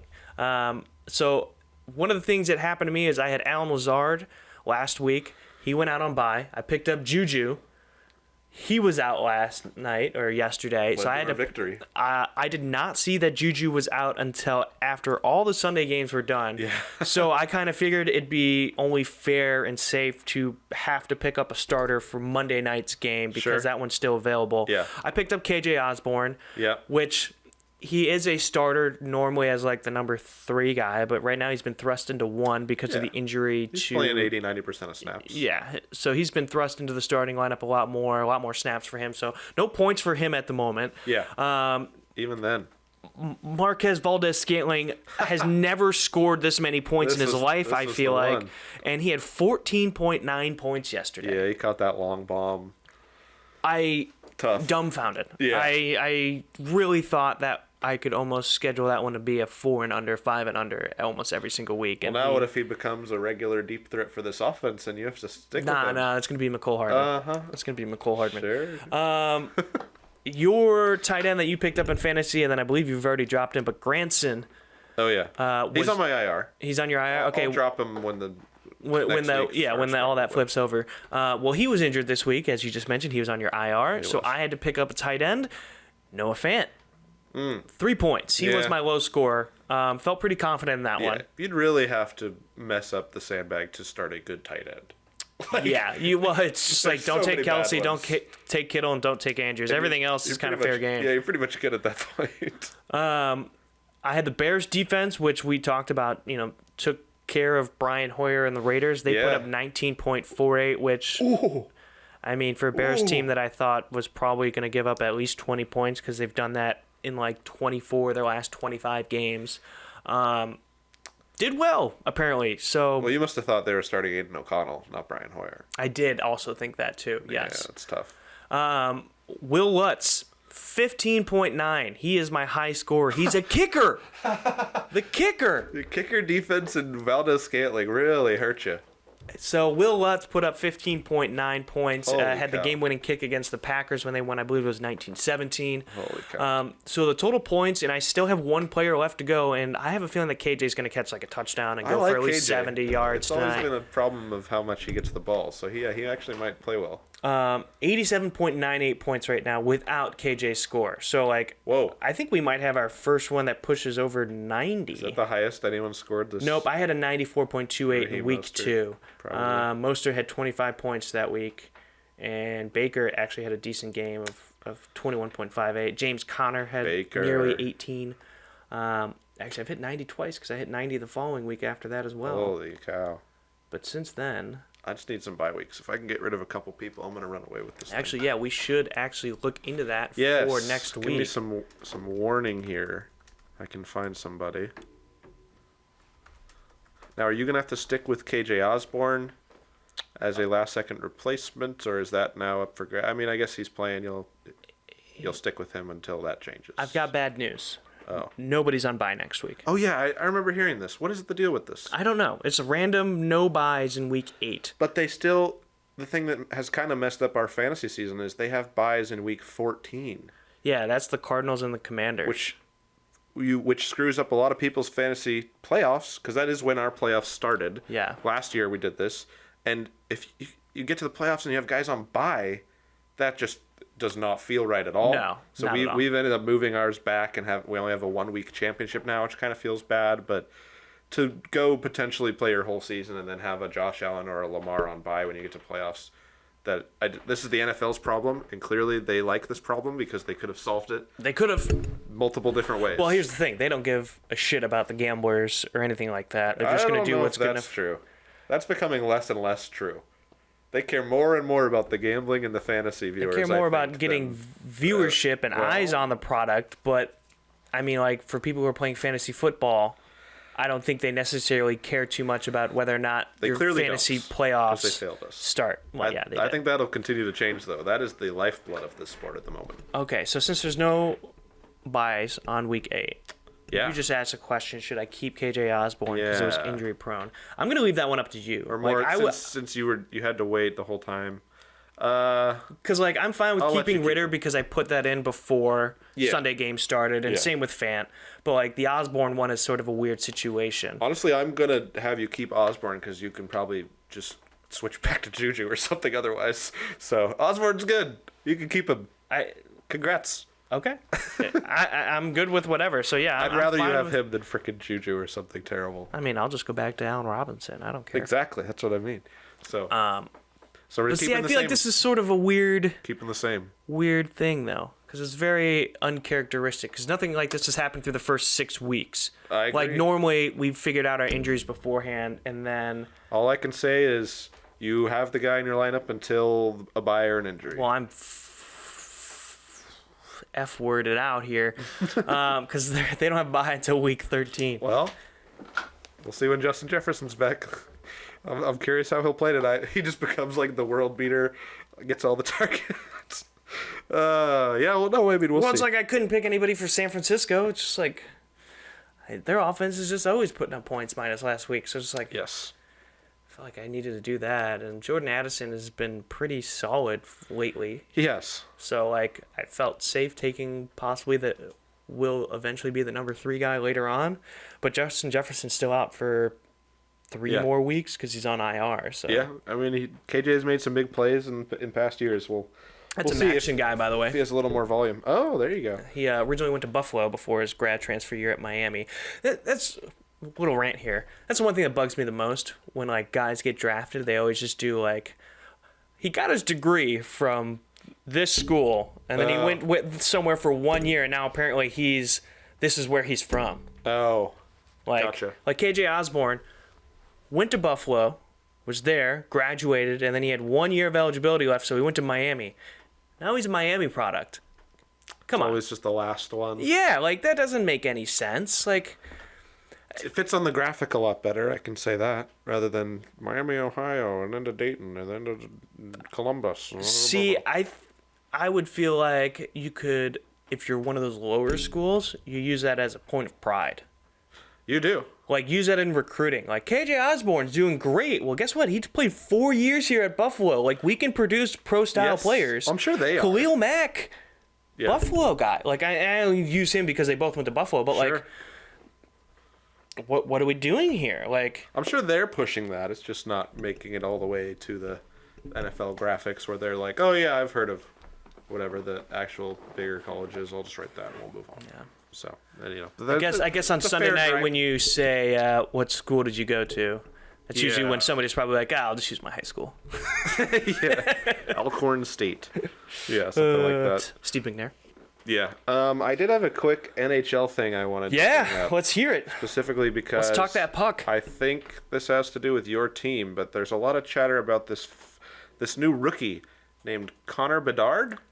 Bedard, yes. No, I'm just kidding. Connor Bedard. No, it's Connor Bedard. Connor. Yeah.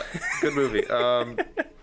This is a new rookie who's a Blackhawk, who's everyone's saying is maybe the next so there was actually a lot of controversy on whether or not during the draft lottery process. Okay. So Blackhawks last year were sell everybody. That's why they shipped Patrick Kane off and a couple other people because they wanted some draft assets.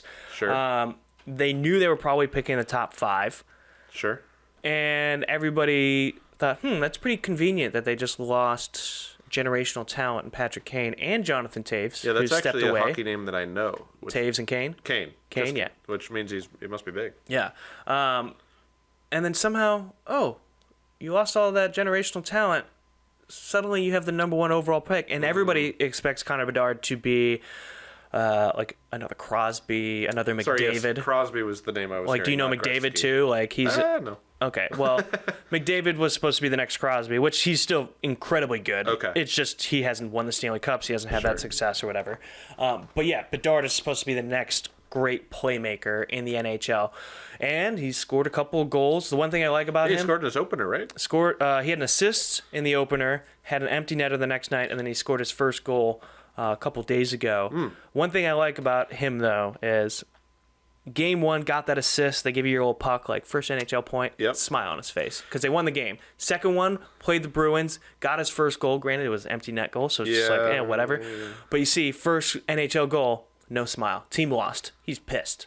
Like, Okay, yeah. I like that fire in the young Team guy. player, yeah. I don't expect, the Blackhawks to be Stanley Cup champions in the next year or two. Like, that takes time. Like, even Crosby's first year, the team was under 500. Like, the Oilers, after having years of the number 1 pick, struggled to make the playoffs. So, like, I don't think the issue is solved with Connor Bedard, but he is so exciting. He's fun to play. Great stick handles. Like, snipes the puck like nobody's business. Nice. Okay. There is a legit future for him in this league, and he's on your team, and he's on my team, with the Blackhawks. Which, with everything that's happened with the Blackhawks over the last 3 or 4 years and the controversies that they've been doing, like, it sort of opens the clouds a little bit to what was some bad moments for this club. So certainly a lot of people have taken this as an opportunity to sweep that stuff under the rug and ride the Bedard train. But like, he seems like the real deal. Like, you get him in open space, he's going to do something exciting. Cool. Loves to try to find his teammates too. Like, even though he's a damn good scorer, like, he's very good at facilitating on the ice and finding people. I mean, one of the first stories that came out of preseason, they do 2 weeks of preseason. You only play people in your division, just kind of like see how things go. Looked off the bench, just stared him down, and then looked away. And they asked him about it at the end. And he goes, "I just want to play hockey." I was like, all right, that's my guy right there. Okay. Play some hockey. He just wants to be out there, do his thing, and I can't hate on that. So, like, seems like he's got a good head on his shoulders. There's a lot of praise for him, and that can obviously go to your head sometimes. I mean, like, you're anointed the next one. And a lot of times people just, like, don't live up to their billing of being, 1-1. But for sure, already a couple points for a team that probably won't make the playoffs, but certainly a bright spot. Like, super fun. I'm excited to see what he's going to do. Like, once things kind of slow down for, like, me personally, that'll start to become a little bit more appointment television. Yeah. Well, you'll have to keep us posted as far as how his 100%. rookie season's going. It sounds exciting. So I just wanted to see that because I saw a clip of him in his first game, and the ref came up to him and he was doing the puck drop. And he's like, "Hey, welcome to the league!" Hey, yeah, that was like a really cool moment though. Like, you think about, like, 1-1. One of the other fun things was his mom or his parents. They had made the trip, I guess, for preseason stuff, and they talked to the head coach for the Blackhawks just in passing, and they're like, "We really hope that he's going to make the team," and the coach is just like, "What? Yeah, I'm pretty sure he's going to find a spot for this team." And I was like, "Yeah, okay, that makes a lot of sense." So wholesome, yeah, like, just down to earth people. So yeah, it'll be an exciting few years while he's playing on his rookie contract, and that's awesome.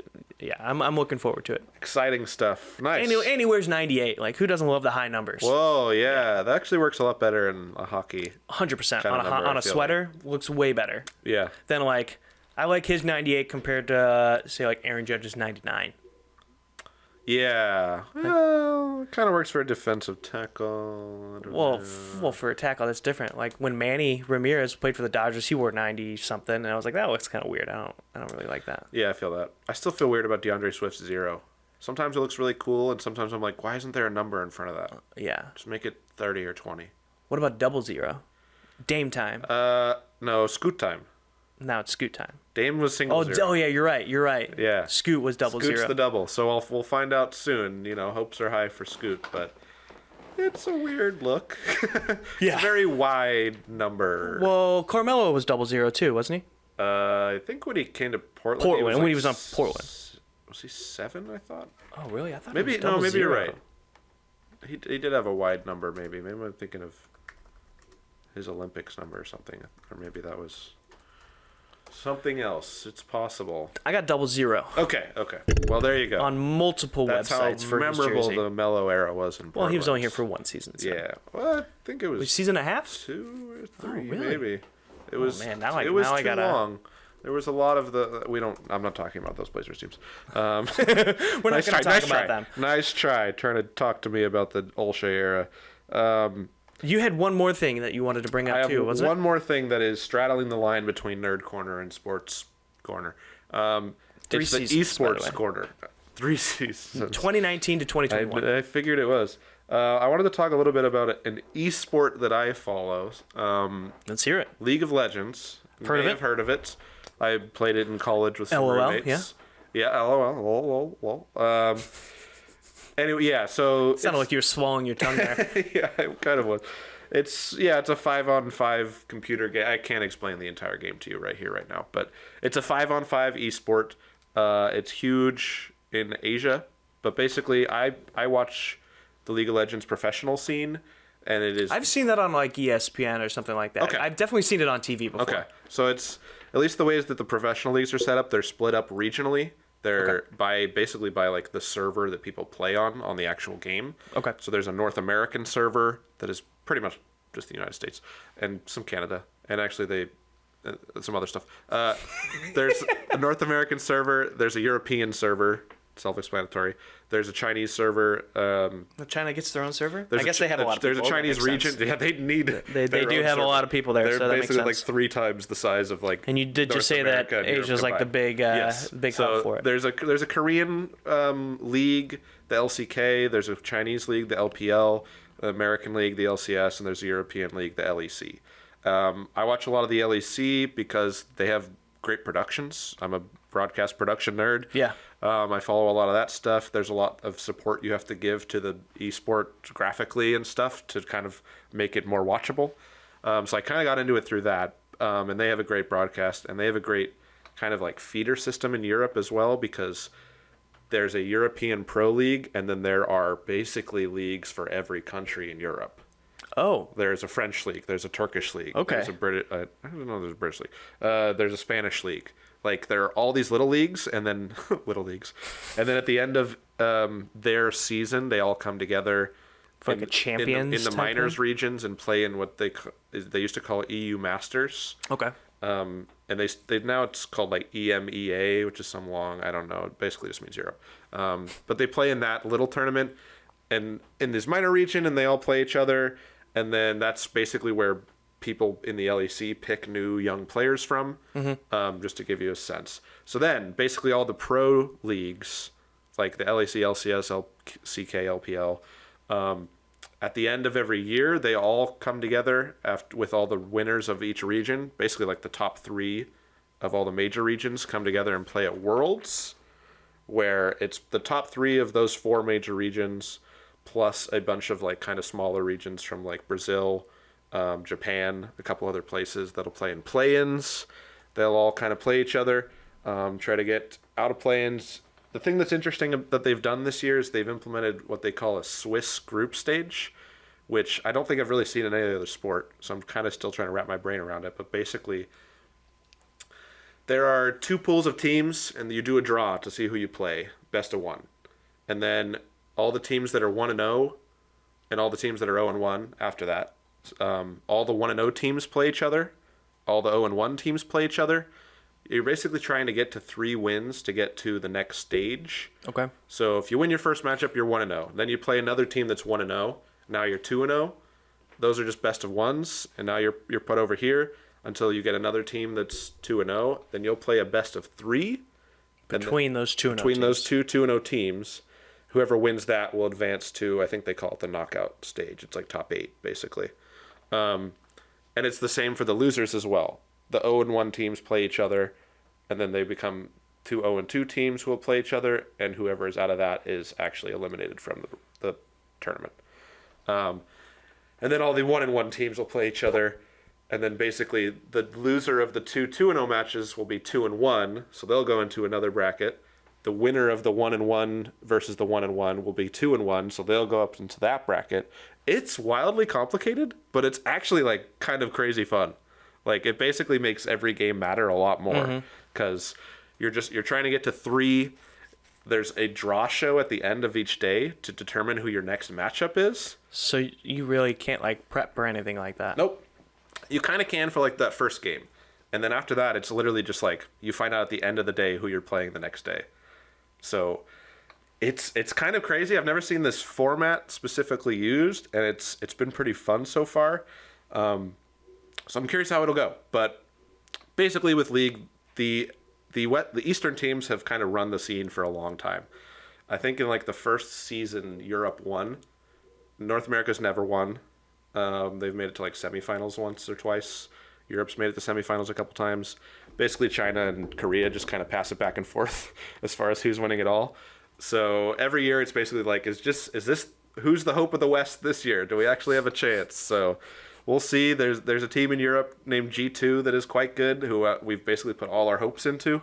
So we, as in the collective world, just like can we take down China and Korea just once? It really happens really quick. Like there is a strong. It's fun because there's a strong there's a strong Korean and Chinese rivalry. Oh, okay. Because they're both very good, and they both kind of pass these world championships back and forth. That's probably what the championship will end up being, is Korean or Chinese teams.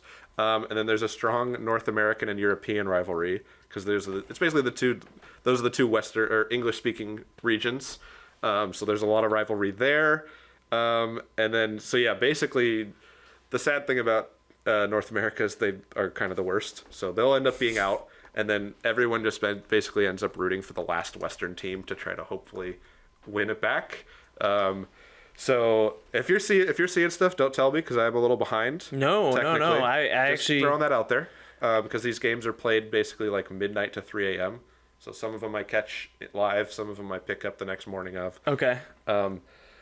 But yeah, all hopes are high on G2. It seems like there's some tournament favorites. JDG is a Chinese team that won MSI, which is like the mid-season tournament where only the top one of every major region just goes and plays in this little mid-season tournament. JDG won that.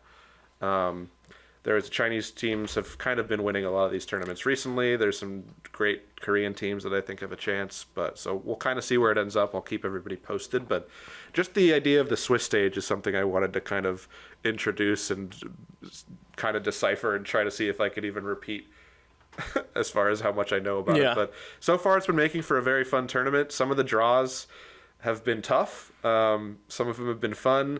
They basically, in the first round of stuff, they try to make it so it's not the same region versus the same region. Okay. Because that's a little less fun. You basically have seen that matchup 10 times this year already.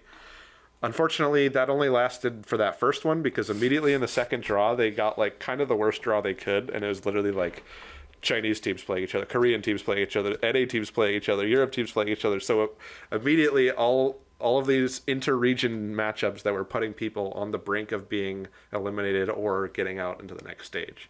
So that was a little tough because you're kind of eating away at your own teams. Like you want to root for all of the Western teams or the Eastern teams if you're a fan of those Korean teams or whatever it is. So to see them kind of cannibalize themselves is sometimes tough. But we're getting close to the end of this Swiss Good for the Western Front, though.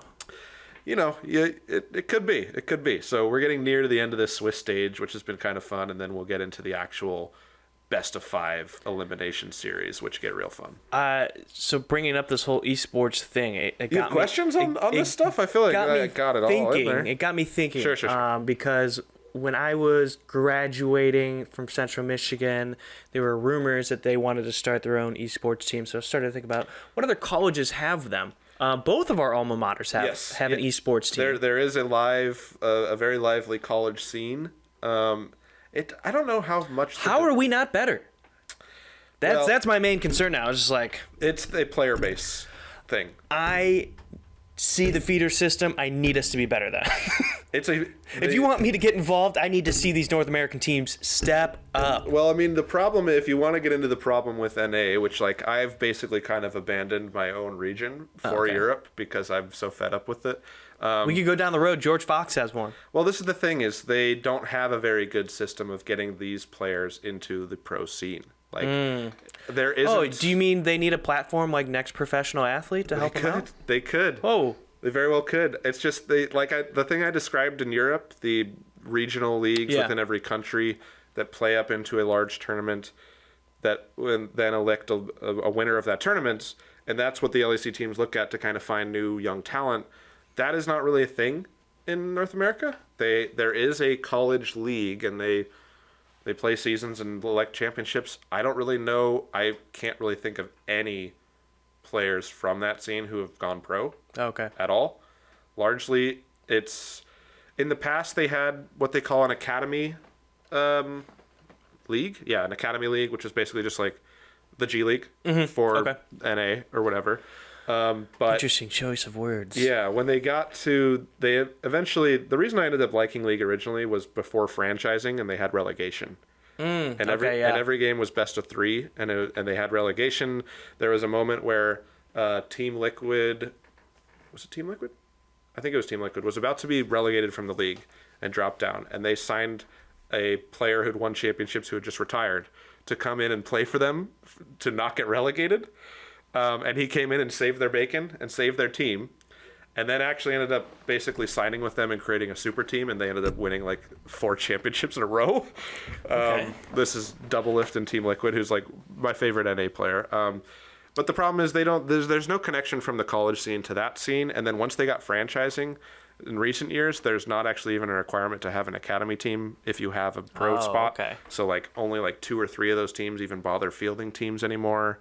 So there isn't a solid pipeline of development for NA. That's pretty discouraging then. Like, you would think that you'd want to use these people who have a passion to play this and be involved in it at the college scene. Like, everything else, you see that feeder system come from college athletics into the professional scene. Certainly in the American sports system. Like, and that's what I'm talking about. Yes. Yeah. That's just how it's done. And they've had more success literally just picking, like, in a way it's kind of unnecessary because in the League of Legends, like, there is a pro ranking of players who play the game online. Yeah. And a lot of the times they are picking players who are just at the top of that ladder because they've proven that they can consistently be at the top. That mechanically they can do it. Like, they've got the fingers, they've got the brain. The problem with that is you're then taking people who are playing kind of solo in their room or whatever it might be to actually in a team environment with other people and speaking on comms, so that can be a difficult transition. But the main problem, the difference between the West and East, is the player base in the East is way larger, and this is their NFL in Korea, and China. Like, this is, you're a superstar if you do this. They have... It's a lot different than, like... They have PC parks all over the place over there. Like, it's so much more ingrained in their culture than over here, where it's like, you're doing the weird video game thing? Yeah, play football. That's exactly what I was about to say. So. It's not like, China, I think their national sport is basketball, but, like, you look at these European countries, like, people are outside, they're doing soccer. In the States, they're playing football. They're doing, like, the other sports kind of take over, and I think when you have so many people in such an area... that this game can really actually open up things for you because you can only have X amount of people playing, this sport at one time or whatever. Like, it almost seems like an unlimited amount. Like, granted, there are a number of players in a certain game. I get that. Yes. But, like, your pool is so much more that, like, you can pick just about anybody that you want. Especially with, like, the literal physical limitations of, like, space in Korea, Japan, China specifically. It's like... You don't have to worry. You don't have to find a actual football park or whatever it is to play. You just have to find a PC, and there's a whole nother thing as far as like the internet being set up more properly for the game over there than it is here, where there's like one server in North America and the tower or whatever is in like Chicago. So it's like they play in LA. You're not going to get as good of like internet times. So there's a whole another level of that kind of stuff. But just wanted to put that a little bit in the back of your head that this is going on, and I'll try to update us as we go, and obviously answer any questions since this is a very different and wild thing. I need you to update me on how bad North America is doing consistently, because I need to know if they're going to attempt to get any better. If this is the hope, I mean, this is kind of the worst year that NA has been there. Cool. Fair. Okay, so I'll focus on Europe. Because that's what I've been doing. Because they added this thing this year, which was fun. All the major regions got 4 seeds, but NA and EU were kind of not as good as the others, so they had to fight for their 4th seed. Okay. So they both sent their 4th team, and then they played a best of 5 series to see who would actually make it into Worlds, and NA lost that 3-0. So they were the first team eliminated. Respect to Europe. The BDS, Adam playing Darius, the Gods champs. It was great. There was this whole meme going. This is a very memeable community, let me tell you. The memes, it's insane. But there's a whole memes about the anthem this year is performed by a K-pop group called New Jeans. I'm not really familiar, but it's called Gods. And there's an acronym of champs that Adam, one of the players, plays. He's like this. They also call him Chatham because he just does crazy stuff. But he played these Gods champ. It was like Garen, Olaf, Darius, Set, which doesn't really mean anything to anybody, but it spells out Gods, and he plays them. Like gods, yeah. And they're kind of irregular champs that people aren't used to seeing. So he's been very fun to watch. I fell asleep last night when I was watching Damwon versus Team Liquid, Honda, who's now part of their name because they're such a sellout. They were on the brink of being the first team eliminated as well, and they were NA. So I may get back and find out that happens. We'll see. There's still some European teams. All hopes on G2. We'll see what happens. I don't want to change the subject too much. Please do. There was a trade in the NFL. Really? Nothing crazy, but the Eagles' defense seems to have gotten a bit better. Oh, great. They traded with the Tennessee Titans for Kevin Byard. Byard? Wow. Byard? Yeah, so they traded for a safety. They're sending Terrell Edmonds, a safety, and 2 draft picks to Tennessee for Byard. What do they have on the Tennessee GM to just keep... Just plucking their team apart. We'll get better and you can have whatever, I don't know, but just give us A.J. Brown. Just give us a safety. The 2 picks are a 24-5th and a 24-6. Yeah, they're just taking the Titans and moving up to Philadelphia, seems like. Yeah. Okay. So that's happening. Sorry, I wanted to squeeze that trade in there. That happened in the last 25 minutes. Sure. The good team gets better. Good for them. Yeah. So they're really trying to amp up to get into that Super Bowl run again. Looking like another Kelsey Bowl. Yeah, right. There is another part of Nerd Corner, though. Oh, a moment we've all been waiting for. Yep. You texted me, man, I want to say Wednesday last week. I gave you as Thursday much after warning as I could. Yeah. I've been thinking about this for a minute now. Our top 5 with some bonus picks of Netflix originals, whether that's Netflix movies, only, TV shows, documentaries, whatever it is. It has to be Netflix owned. I do have. Yes. I've got a lot written down. I have 13. But like I said, I've got 5. None of them are in any particular order. 17 written down. Yeah, so we'll have plenty of honorable mentions. Now, the reason I wanted to talk about this as my jumping off point was because there's some of the series that you'll end up. It's mostly series on my list, I will say. Yeah. But some of the things you'll hear coming up on my list, there are basically new projects from these things that are coming out this week. So there's. Except this will spoil my list. I'll talk about it later. But there's some current things going on that are relevant to why we brought this up. But let's go ahead and now I have a question before we move on. Sure. Question. I have a show on here. Sorry, as I bang my mic. Well, it's probably. I'm just not a professional, I have a show on here that is technically I believe a British television show, but they claim it as a Netflix thing, and I sort of wanted to stay away from that because you kind of get in that territory of like Arrested Development. That was the name I was going to say. Yeah. So I have that on my list. I'll make a ruling when we get to it. Because I've never seen it anywhere else. So that's why I have it on there. Do you just want me to go through like my top 5 and then your top 5, or should we go one at a time? Should we just throw? Should we do a bunch of honorable or do we do those after? I think we should do honorable mentions afterwards. Okay, so we'll start at 5. Okay.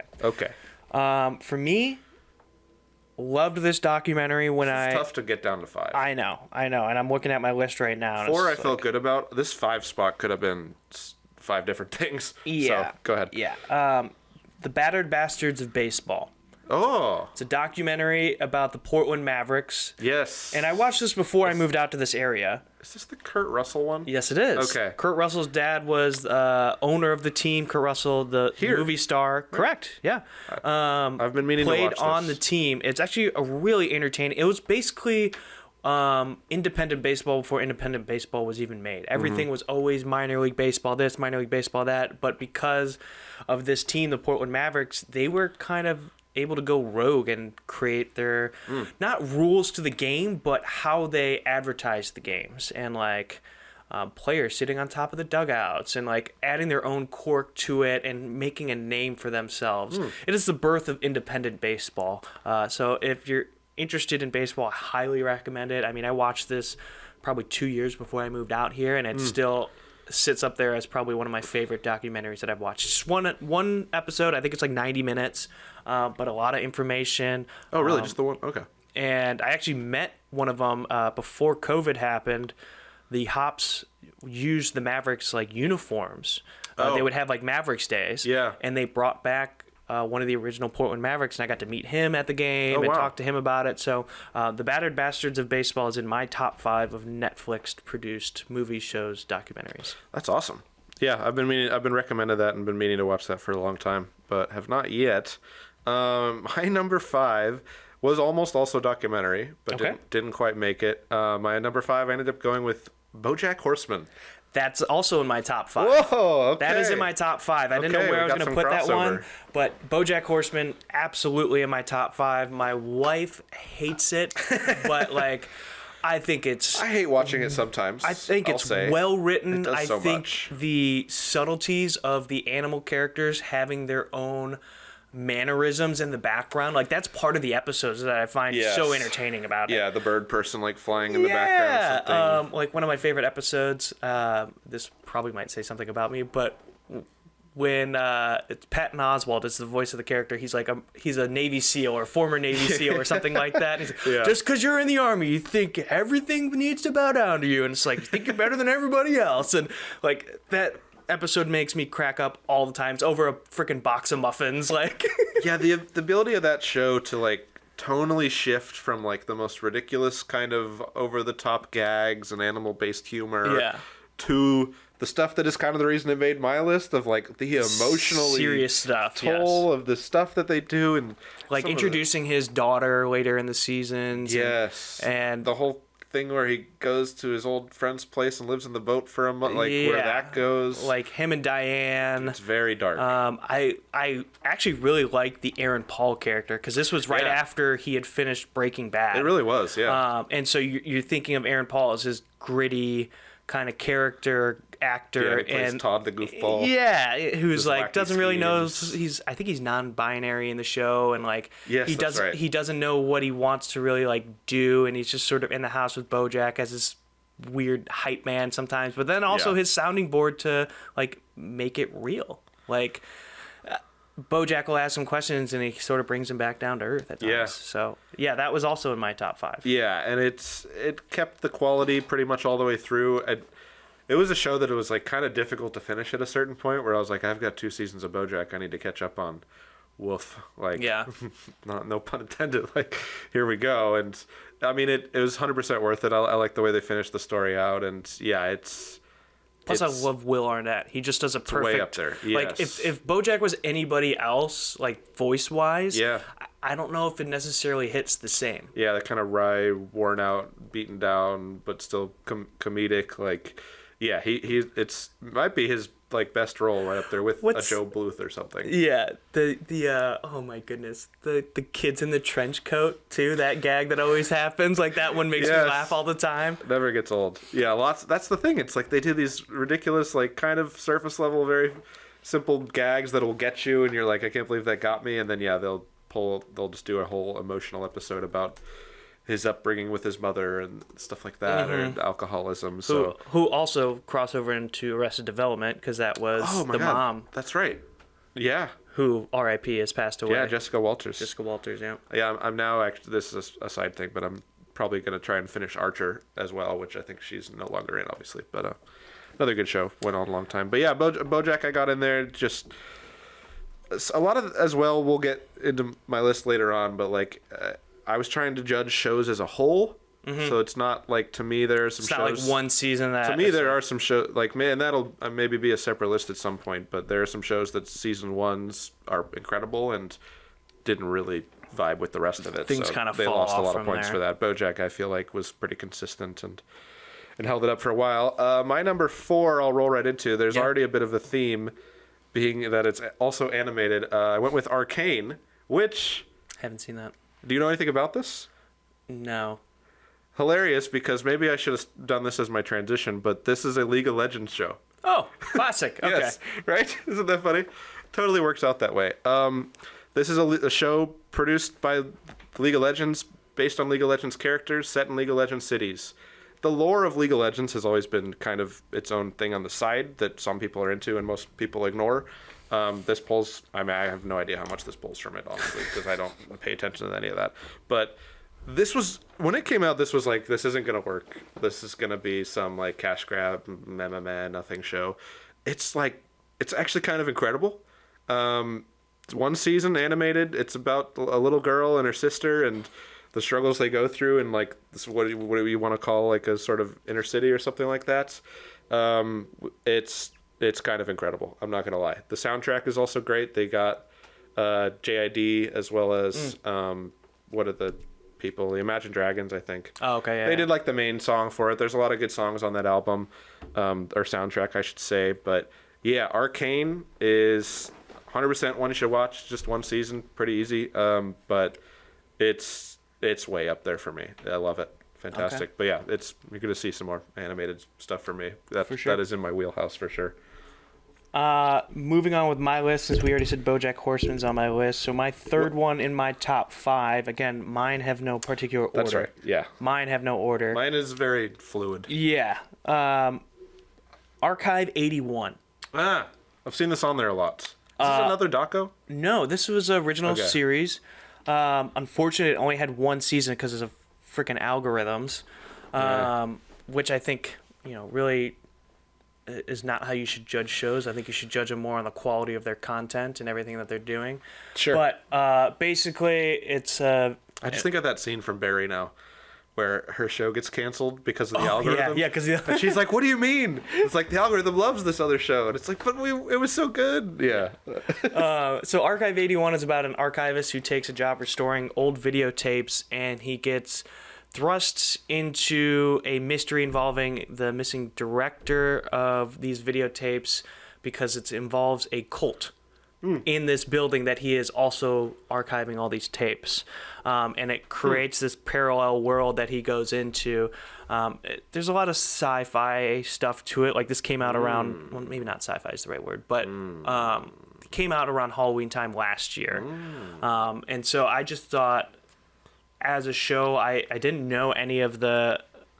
It's a scripted show? It's a scripted show, okay. Yeah. Like, I didn't know any of the actors or actresses in it, but I turned it on, and I was like... The main actor's name is Mamadou Athie. Okay. So, like, I just was thoroughly entertained with this show. Like, I found myself wanting to go to the next episode and figuring out what happened in this mystery. Like, how does it involve this cult? What happened with this cult? You know, everybody that was involved with it. So that came in as, one of my on the top 5 list. And I mentioned to you that, like, it's going to be not always the most popular shows that I picked on my list that some people aren't going to necessarily agree with, but Archive 81 was up there as one of my top 5. Sure. Well, speaking of the popular shows, don't worry, I got some on here. it's not the big one, I guess, but my number 3 is The Haunting of Hill House. I just finished watching that. Fantastic. Just finished watching it for the second time. Whoa, nice. For the second time. Nice. I watched it last year during around this time. I've been close to thinking about the second time, but yeah, this is one of the Mike Flanagan Netflix pieces. Yeah, he's got Bly Manor, Midnight Mass, and he also just created another show that just came out, The Fall of the House of Usher, which I watched and I thought was fantastic. Okay, so I've only seen the premiere of that. That is basically one of the shows of why I wanted to make this list. Okay.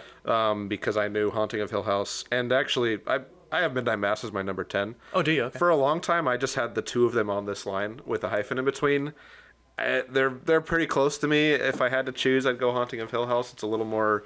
It has it all. It's a little more succinct story. There's some real standout episodes. Obviously, the sort of the one-take episode at the funeral parlor or whatever it is, mixed with the flashbacks when they were children. I just loved the multiple-tiered story of the family and them as kids, and then seeing how things back then affected them and changed them. Fantastic acting throughout like the entire show. You could always get bogged down too and like they cut back too much or they're not doing enough on one aspect. Yeah. But in that show, I thought they did a great job of what you just said. It really fleshed out the characters more than anything while you watch that. And you come back to like the modern day and you're like, why there's so many like frayed relationships clearly between the siblings, and you're like, what is going on here? Why are these things happening? Some real spooky stuff going on as well. 100%. But I just thought it was an incredibly well done show. And it's right up there. It's right next to Midnight Mass for me. I'm watching Midnight Mass for the first time right now. We just started episode 1 last night. Nice. I think the more I watch Midnight Mass, the more I will like it, and maybe it'll end up being a little above Hill House to me. I love it as well. You're just a big Matt Saracen fan? The the quarterback from Friday Night Lights. No, it's just the quarterback from the TV show Friday Night Lights. I don't know the actor's name. Friday Night Lights. I don't know the actor's name. I'm a fan of a lot of these actors in these shows, so maybe.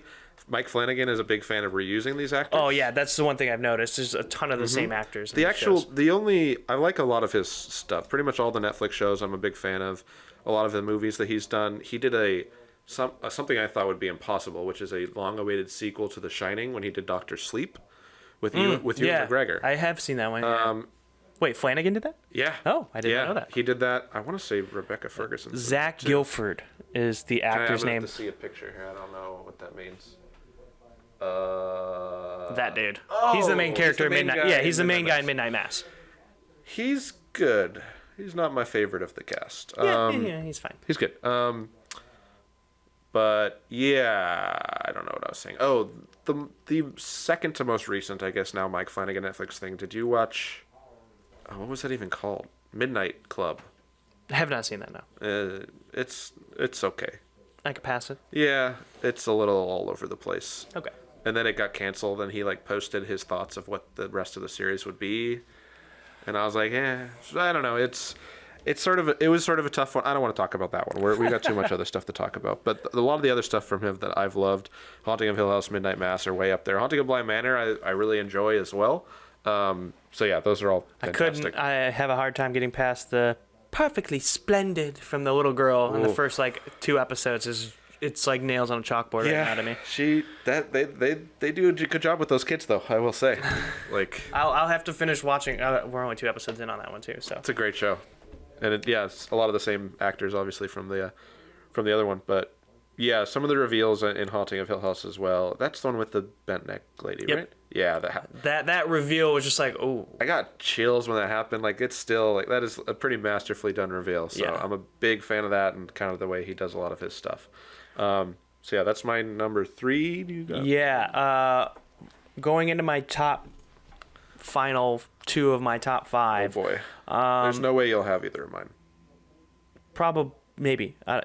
Probably not. If yours is anime, then yeah, definitely. I'm calling one of them is. Is it the show we just talked about last week? I don't know. Okay. What was that? I can't remember. Okay. I want to say Top Hat, but that's not right. It's not. It's the pirate kid. Oh. No, that's an honorable mention for me. But I guess that's not a Netflix original. That was made. I would count it. You can only find it on Netflix. It's an adaptation. Okay. But well, anyways, moving on with mine. A little bit out there. I picked a movie, which normally I don't think Netflix makes the best movies. I don't even know if I have a movie. And I liked it because it was a more serious role for this actor. I think he's done. I don't think I do. A great job in his roles. In his serious movies as of late. No. Hustle. Adam Sandler is the basketball scout. With Herman Gomez. Yeah. I found that movie very entertaining. I thought that movie... I did too. Just added a certain stress level and importance to what that moment was, to what that player was doing. And just the down-and-out character of Adam Sandler trying to really make... It reminded me of the movie of The Scout.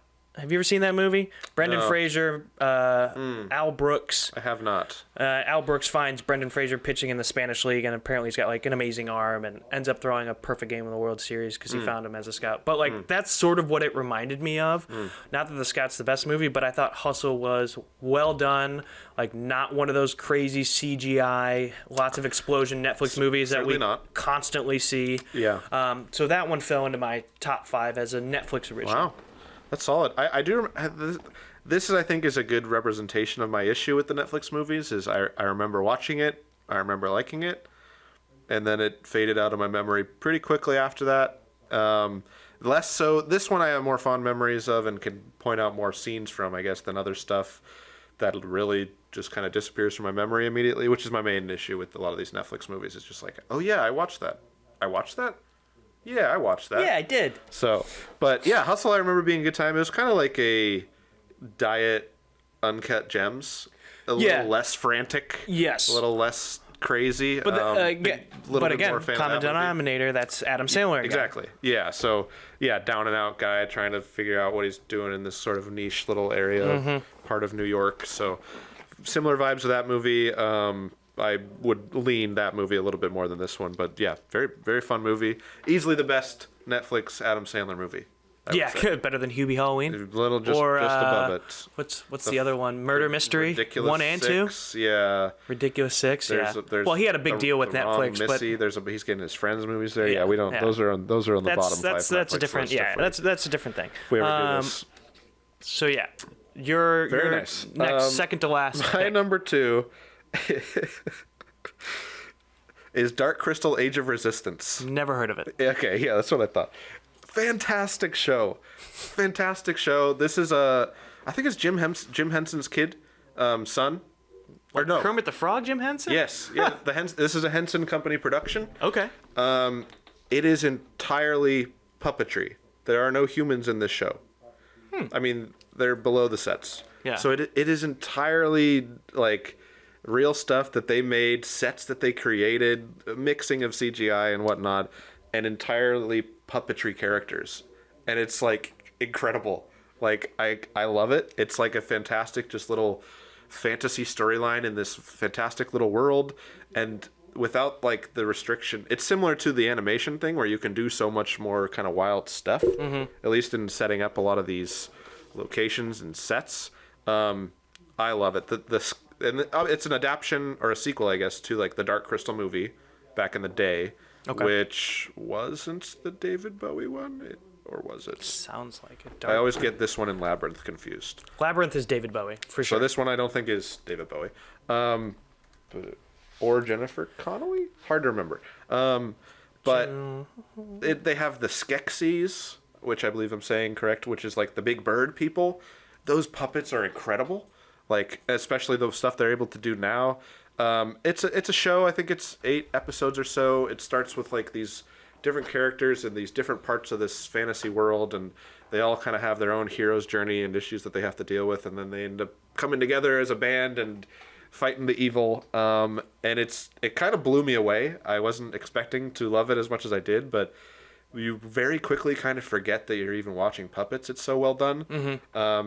It's easy to buy into, especially because it's not like a Disney Jungle Book where it's like everything's CGI except the human boy who's walking around and not acting very well. I have problems with that movie. But this is like everything is so in concert with each other that it's so easy to actually find yourself like completely falling into this world. And it comes with the little side 1 hour behind the scenes documentary about it, which a show like this is wildly interesting, obviously, because they have to create every set and they show you how they're operating these puppets. Obviously, the whole artistry of the puppetry has evolved a lot since even like the old Muppets movies and stuff like that. So I knew this would be the one that honestly most people probably wouldn't even know about. But I was going to say, I've never even heard of it. This is the one, as soon as I even thought of this list, I was like, okay, I'm writing that down because it's just so unique. They've never done like a sequel or another project with the Henson Company since then. That would be, I think, awesome to see. But when did that show come out? Oh my God. Probably like 4 years ago. Like it's been on there a while. And it's something I'm pretty close to rewatching as well. But 2019. Yeah, so 4 years ago.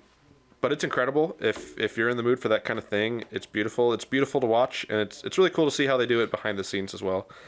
But yeah, that one's my number 2, I think, sort of. Okay. It's way up there for me. I'm a huge fan of that show, and yeah, but I'm a sucker for all that kind of real effect stuff. I love it. Just the crunchiness of it. I'm a big fan. Watching a mini trailer of it right now.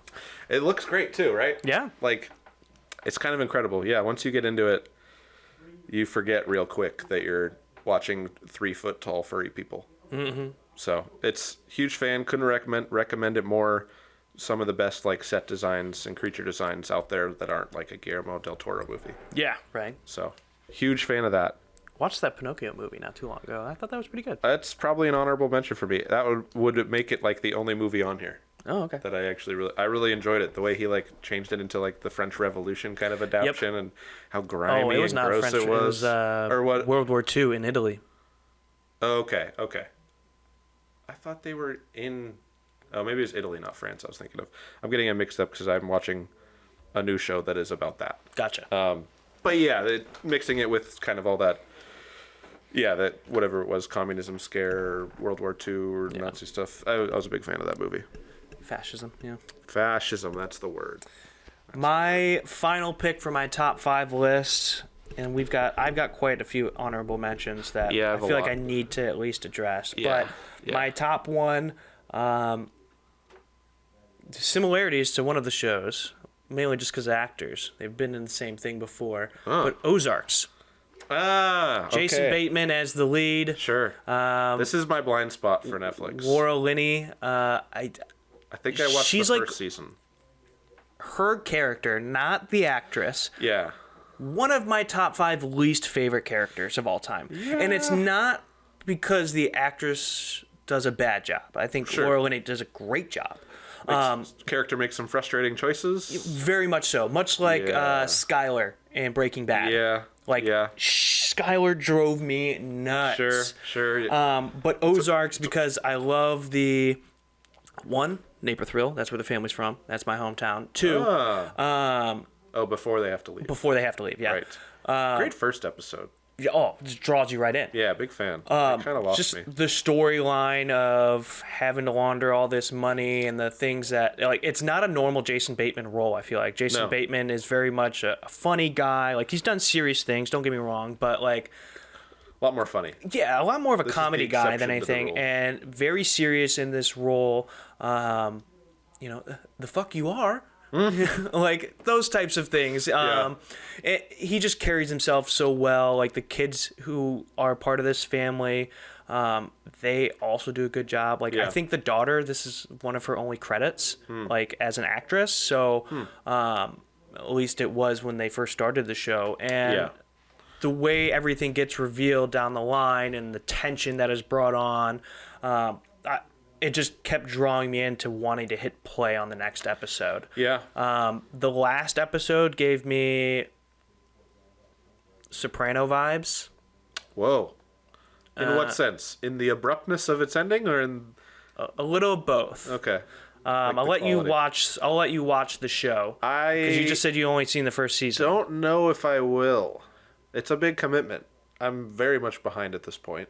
Yeah. And my thing was, it always felt like I started watching The Sopranos rather than that, or it's like I've got a Breaking Bad, I've got a Justified. Well, there's just so much content out there that I have seen this story told in this, not exactly as blue as this, but in this similar way, so I don't know if I ever will actually get to it. And I, even early on, was like kind of feeling some of the Laura Linney annoyingness. There's a lot of murder in it. There is. And, deception between people. And, like, even from season to season, like, you see this relationship sort of thrive for a few episodes, and then it's just like, dead. Or just like you see how it fractures this entire family, and not just Jason Bateman's family, but people who are living in the Ozarks too. Like how, there's other drug trades happening that are going down in territory, and Yeah. how can I find a way to launder more money in a territory that I'm not supposed to be selling? And Yeah, like there's many like, shit, we got to move on to something else now, or like there's a problem here. Keeps the pace up. And they seem like legit issues, though. Like, normally when you get a show that runs for, especially for Netflix, like 5 seasons, you get some of the repetitive or, like, very straightforward, like, oh, there's not a lot of thinking here. Like, we got to change something up. Mm-hmm. But with that show, it was just like, oh, damn. Like, Okay. So I was always drawn into it. So that's why that one fell in my top 5. For sure. Yeah, I watched the first season. And it felt similar to so many things that I also wanted to watch, that I ended up watching those things, I guess, first. So maybe at some point I will get back around to it. The Jason Bateman aspect, I thought he was great. Isn't he directing a lot of those too? Oh yeah. Oh, especially the way I think he's like co-creator with it too or something. But yeah, he directs a lot of them. It's good. It's kind of Bill Hader Barry vibes a little bit with that. The comedic guy who takes over this project that is not really. I mean, Barry started more comedic and got less and less. Got more serious, yeah. But yeah, big fan of Barry, so maybe that is something I'll have to go back and try again. My number one, is Castlevania. Have you heard of this? I feel like I've seen it on Netflix, but I've never watched it. Well, it is on Netflix, so. Good! I got the right streaming service. Yeah. This is another animated show. Okay. It's based off of the Castlevania games, which I didn't really play, which you don't really need to play. It's just vampires, Dracula. That's pretty much it. Good to know. Yeah, I mean, it's basically like there's Dracula. He has a son named Alucard, which is Dracula backwards, which is very clever. Good. Yes, love that. Because he is the opposite of Dracula. Anyway, and then there are the Belmonts, which are like the family of like Van Helsing's or whatever. They're like the monster hunters in this world. Yeah. So there's this whole family of Belmonts. There's magic in this world. But yeah, this show, pretty short seasons. Like the first season, like 4 episodes, 25 minutes.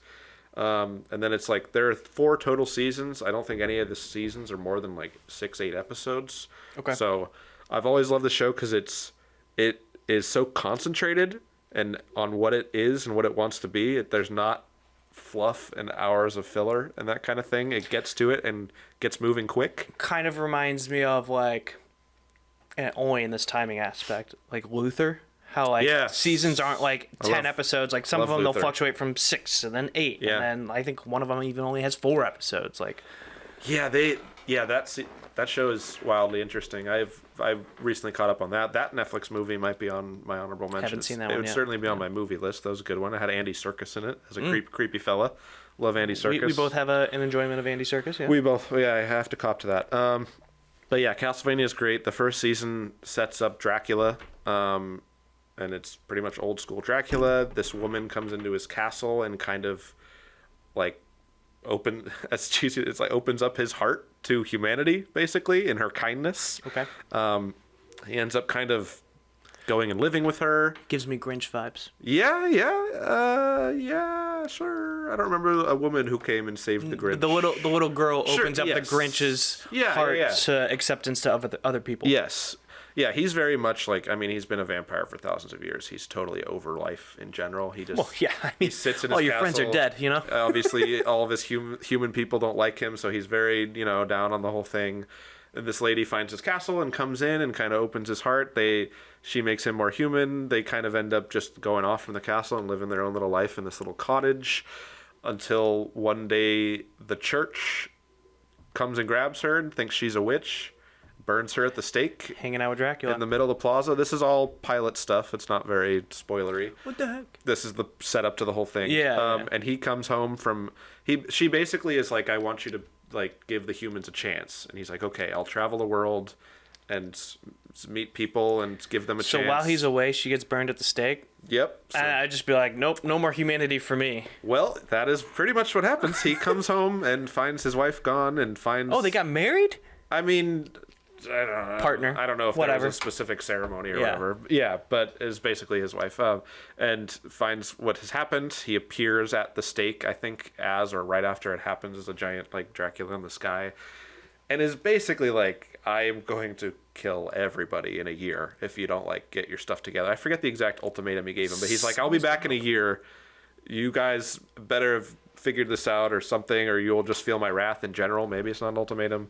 And that pretty much sets up the rest of the show, because then he is obviously like kind of on, he basically ends up deciding to end the world at that point and just take over everything, send out his night creatures or whatever, end everything, call in all of his lieutenants and start a giant war against humans.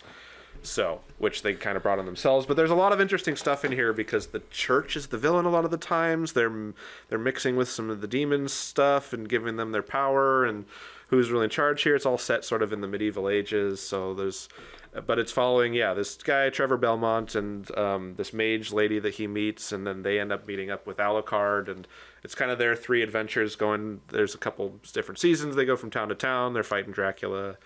Then some twists ends up happening. Some new characters ends up coming in.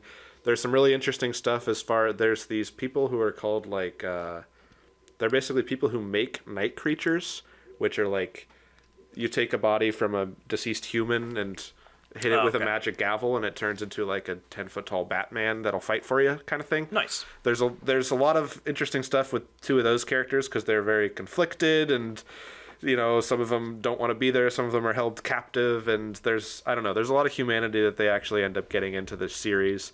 Even though the main selling point is it's like kind of the most insane like action scenes you could ever have.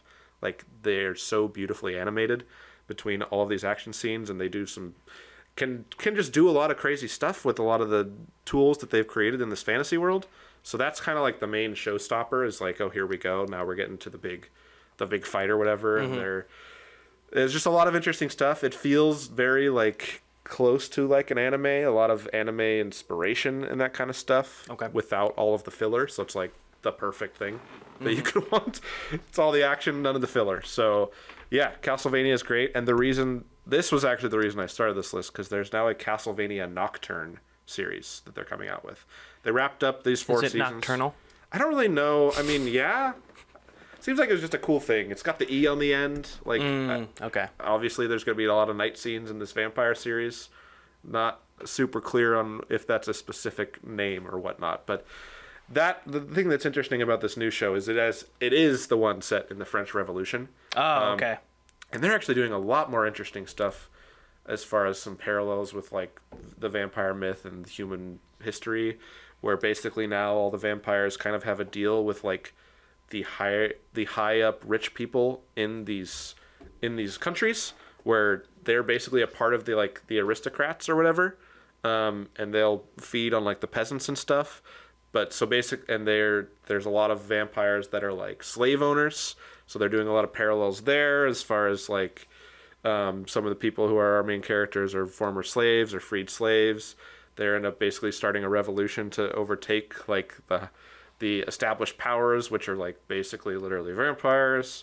So there's a lot more kind of interesting stuff in this new series as far as like parallels with human society and messages and stuff like that. But so far the new series has been great as well. Still looks just as good, and it's not just like, remember this character from the show? This is his kid, and here he is, and blah blah blah, which I hate. It's just like, it's set like, I don't know, like 300 years later. So it's just a new thing there is a Belmont in it, because that's a family that kills monsters. Yeah. But no real relation. I mean, there is literally real relation.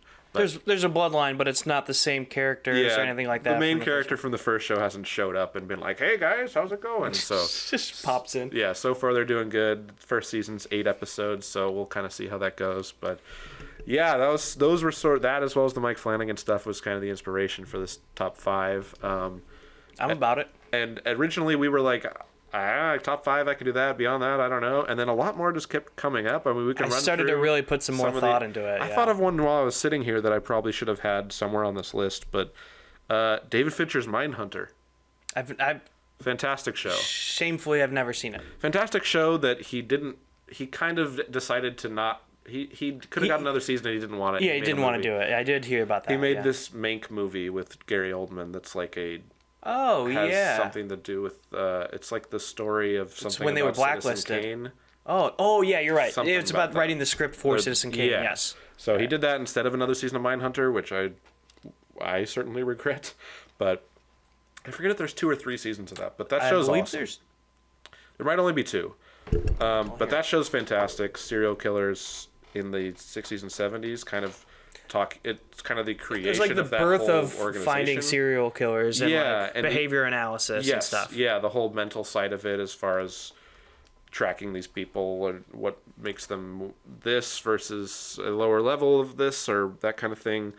Fantastic lead performance from I'm now forgetting his name, but he ended up being like the bad guy in Matrix 4. There's 2 seasons of that show, by the way. What's the main plain white guy's name? Jonathan Groff? Yeah. So he's in a bunch of stuff now. He does a great job in the show. So that one's honestly probably one that could have made my top 10 very easily. Should we just do quick rapid fire and like just a brief thought on our honorable mentions? Yes. It'll have to be. Yeah, okay. Lightning round back and forth? Yeah. Okay. Yeah. Glass Onion. The only reason why I didn't put it in my top 5 is because it's a sequel movie to one that was not Netflix related. Sure. This one strictly came out on Netflix, but I love the whole mystery aspect. Pretty good. And Ryan Johnson, I thought, did a great job in the first Knives Out, and very fun cast. So that's why Glass Onion was on my honorable mention list. Yes. Right outside my top 5 of 6, I had F1 Drive to Survive, the Formula One documentary. The reality show documentary thing. Well, not reality show, but yeah. Sort of, yeah. I guess it happens in real time. There's no script and stuff. It's got some reality stuff to it. But yeah, I mean, this great documentary, it got me into the sport, so I give it a lot of credit for that. And yeah, a lot of fun. Stranger Things. That's my next one as well. Yeah, I think it's a good show. You gotta mention it. You can't not have it at least on the honorable mention list. I think it's sort of like dragging a little bit right now. This is one of the ones that if season 1 Stranger Things, fantastic, top 5, like easily. And even the cliffhanger at the end of season 1, it's just like yeah, and then season 2 and 3, and then this most recent season pretty good, but then also they didn't. I just need them to end it. They could have ended it, and they didn't. So.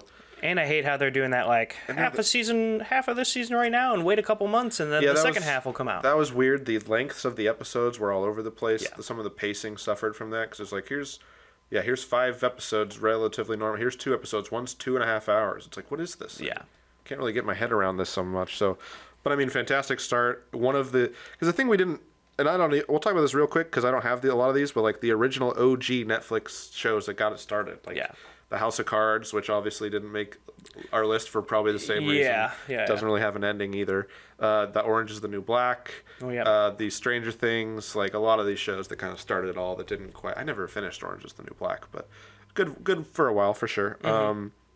Both of us had Stranger Things. I Think You Should Leave, Tim Robinson's sketch comedy show. I haven't seen that one. I want to. It's fantastic. That's on me because from everything I've heard, it lines up with the sketch comedy shows that I've liked in the past. It's way up there. Like Whitest Kids You Know and things like that. So, first 2 seasons I think a little better than this most recent one. That is also just I've been rewatching those more than this new one, but there's a lot of fantastic stuff in there. The hot dog skit, plenty of stuff in there that. Yeah, I think you'd be interested in. One of my other ones, Sex Education. This one I haven't watched. It's a Netflix show, but British actors and things like that. Gillian Anderson is the mom who's the lead in that show. Basically, it's about teenagers. The main characters, or Gillian Anderson, she is a sex therapist, and then her son decides that he wants to open up his own sex therapy clinic at his high school, which leads to some interesting conversations, some problems with other students around. So that one was up there for me. The first couple seasons were great. This last season, is it the last season? Yeah, it's the last season. That makes me interested to watch it. It's very, very quick. I think they're like 8 episode seasons. Sure. And so it just ended, but I thought like the last season could have been a little better. But I feel like that always happens when you finalize a show. Yeah, it's very possible. I'm glad that they are at least finishing that. That'll definitely be on my list as far as stuff to get to. My number 10, we talked about Midnight Mass. Yep. You're watching right now. Yep. Great show. It is it has my favorite horror movie premise too, where it's like guy has to go back home to the isolated island with the weird religious stuff going on. Mm-hmm. I'm such a sucker for those kind of movies, like whether it's like Wicker Man or The Apostle. Actually, that's a Netflix movie I could put on here too. The Apostle is made by the guy who made The Raid 2, which are two of the best action movies of all time, starring Dan Stevens, one of my favorite actors who does just wild stuff. I just finished watching Legion, which is a totally different thing, but he's great in that. All to say, my number 9 is Glow. I had that on my list. That was my next one. I thought you might. Great show. Great show. That was another one, though, that ended abruptly. They wanted to make a 4th season, but COVID happened. Yeah. And they actually had started filming some stuff, but because of COVID, they axed it. It was right at the start of COVID. So that's a bummer. Great show. I'm okay with how it ended, I guess, as well. Like, with what? I'm okay with how it ended. Yeah, there were like a few questions that were out there for the most part, but overall, like, I liked the Marin character. I thought he was really good in it. Alison Brie was fantastic. Alison Brie was great in it. Yeah, so a lot of the other role player Glow was people. up there for me as well. Yeah, great dramatic show, fun action scenes, funny show. Quick double one here. Squid Game almost made my list. I love that. Only one season, so I kind of didn't give it as much credit because it's easier to that's me knock with out Archive one 81. It can be one season. Yeah, so I have Squid Game as well as Silent Sea, which is another Korean Silent Sea. TV show. It's basically like Alien, the TV show. Oh, okay. In Korean, or kind of a group of astronauts. They're not getting. Nobody's communicating back with them from this moon base, so they go to check it out, and they get there, and it's just like empty, and then they start like finding some bodies here and there, and have to figure out what went wrong.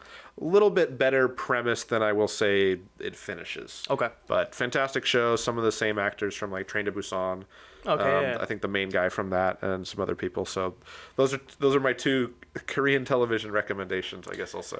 The next one for me, this is kind of what we talked about before we started recording. It's technically a British TV show, but I can only find it on Netflix. Yeah, what is this? It's called Dairy Girls, which... Oh, I love Dairy Girls. Yeah, Dairy Girls. Like, so funny. Yes. Like, it revolves around kids in the 90s in Ireland, right when I think it's like the... Yeah, that one should have been It's on the list.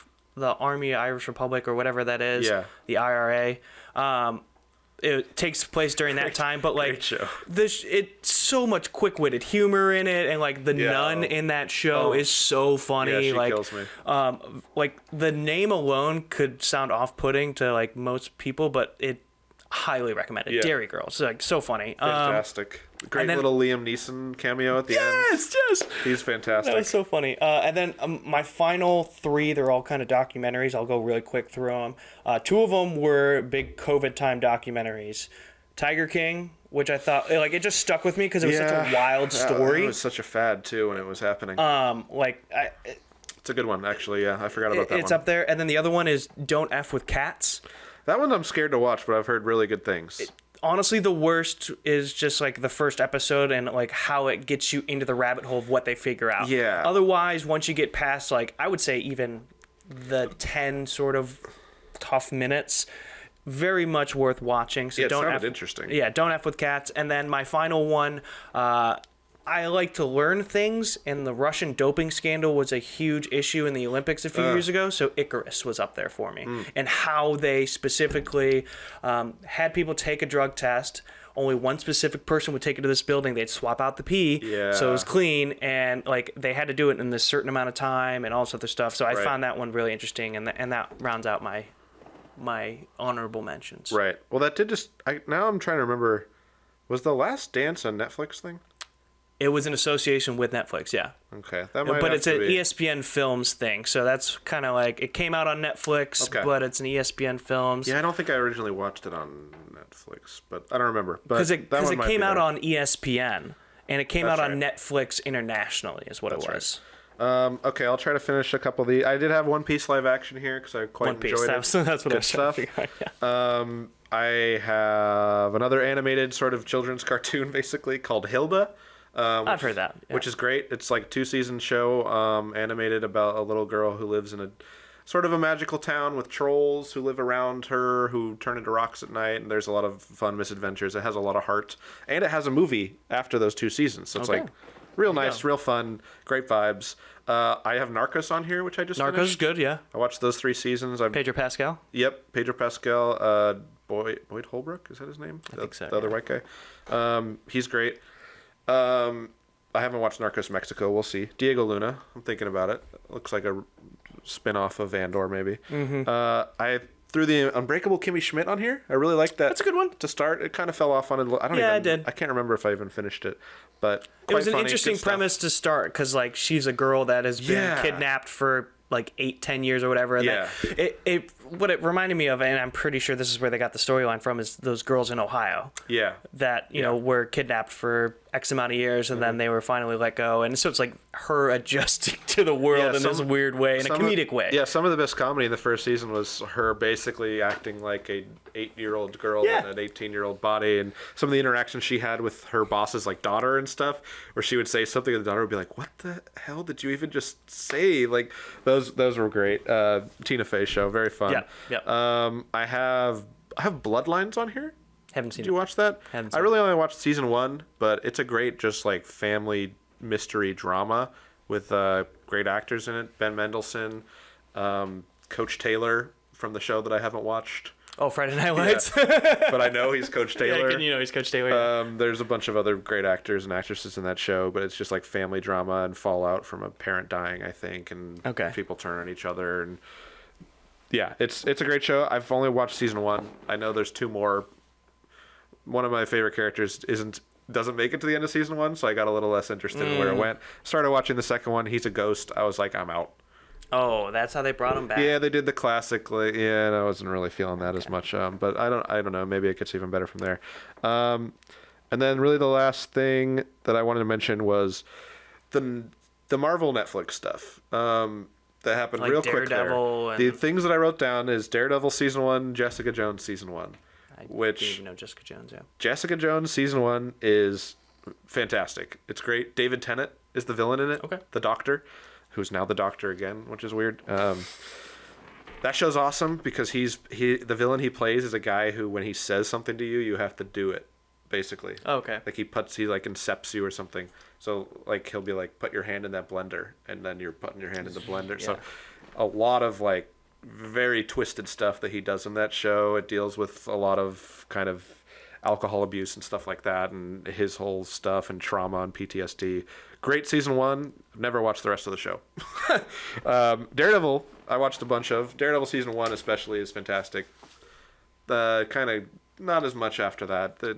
Some Elektra stuff, some Punisher stuff. The Defender stuff for me didn't really work at all. No Luke Cage in there? Luke Cage was not very good, I thought. No, I just threw that out there because they had Mahershala Ali as the villain. Yeah. And then they got rid of him and had some lady and some other guy be the villain. Like he just died like halfway through the season. Oh. And it was like, wow, that was the guy who was the best actor in the show. Why'd you get rid of him? So, and then obviously we don't have to talk about Iron Fist at all.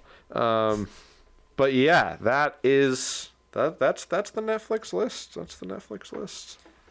I feel like this honorable mention should be just like a little capper at the end of the episode. Okay, that's a good one. Yeah, we'll see. Any other thoughts before we wrap up this week? Man, I don't know how I could have any more thoughts at this point. Talked a lot. Yeah. Talked a lot here today. That Netflix thing got away from us, but I'm glad we did it. That was fun. It was actually. Well, actually, I liked some having some of crossover. those. Yeah, the crossovers were pretty expecting. good. Some new things to watch, maybe. Yeah, absolutely. Gonna have to go back and listen to this, and like the Castlevania one actually sounded very consumable content. That is, I will say. Fits the season too. Spooky season. Spooky season. Vampires, spooky stuff, religion, cults, whatever. All of it. Great stuff. Great action. Stuff. Not a very funny show. That's okay. Fits with, again, spooky season. Can't have it all. all. Spooky season's not funny. Yeah. That's Ray Bradley. I'm Brian Slyke. Thanks for tuning in for another episode of Sportslandia, brought to you by the Next Professional Athlete platform.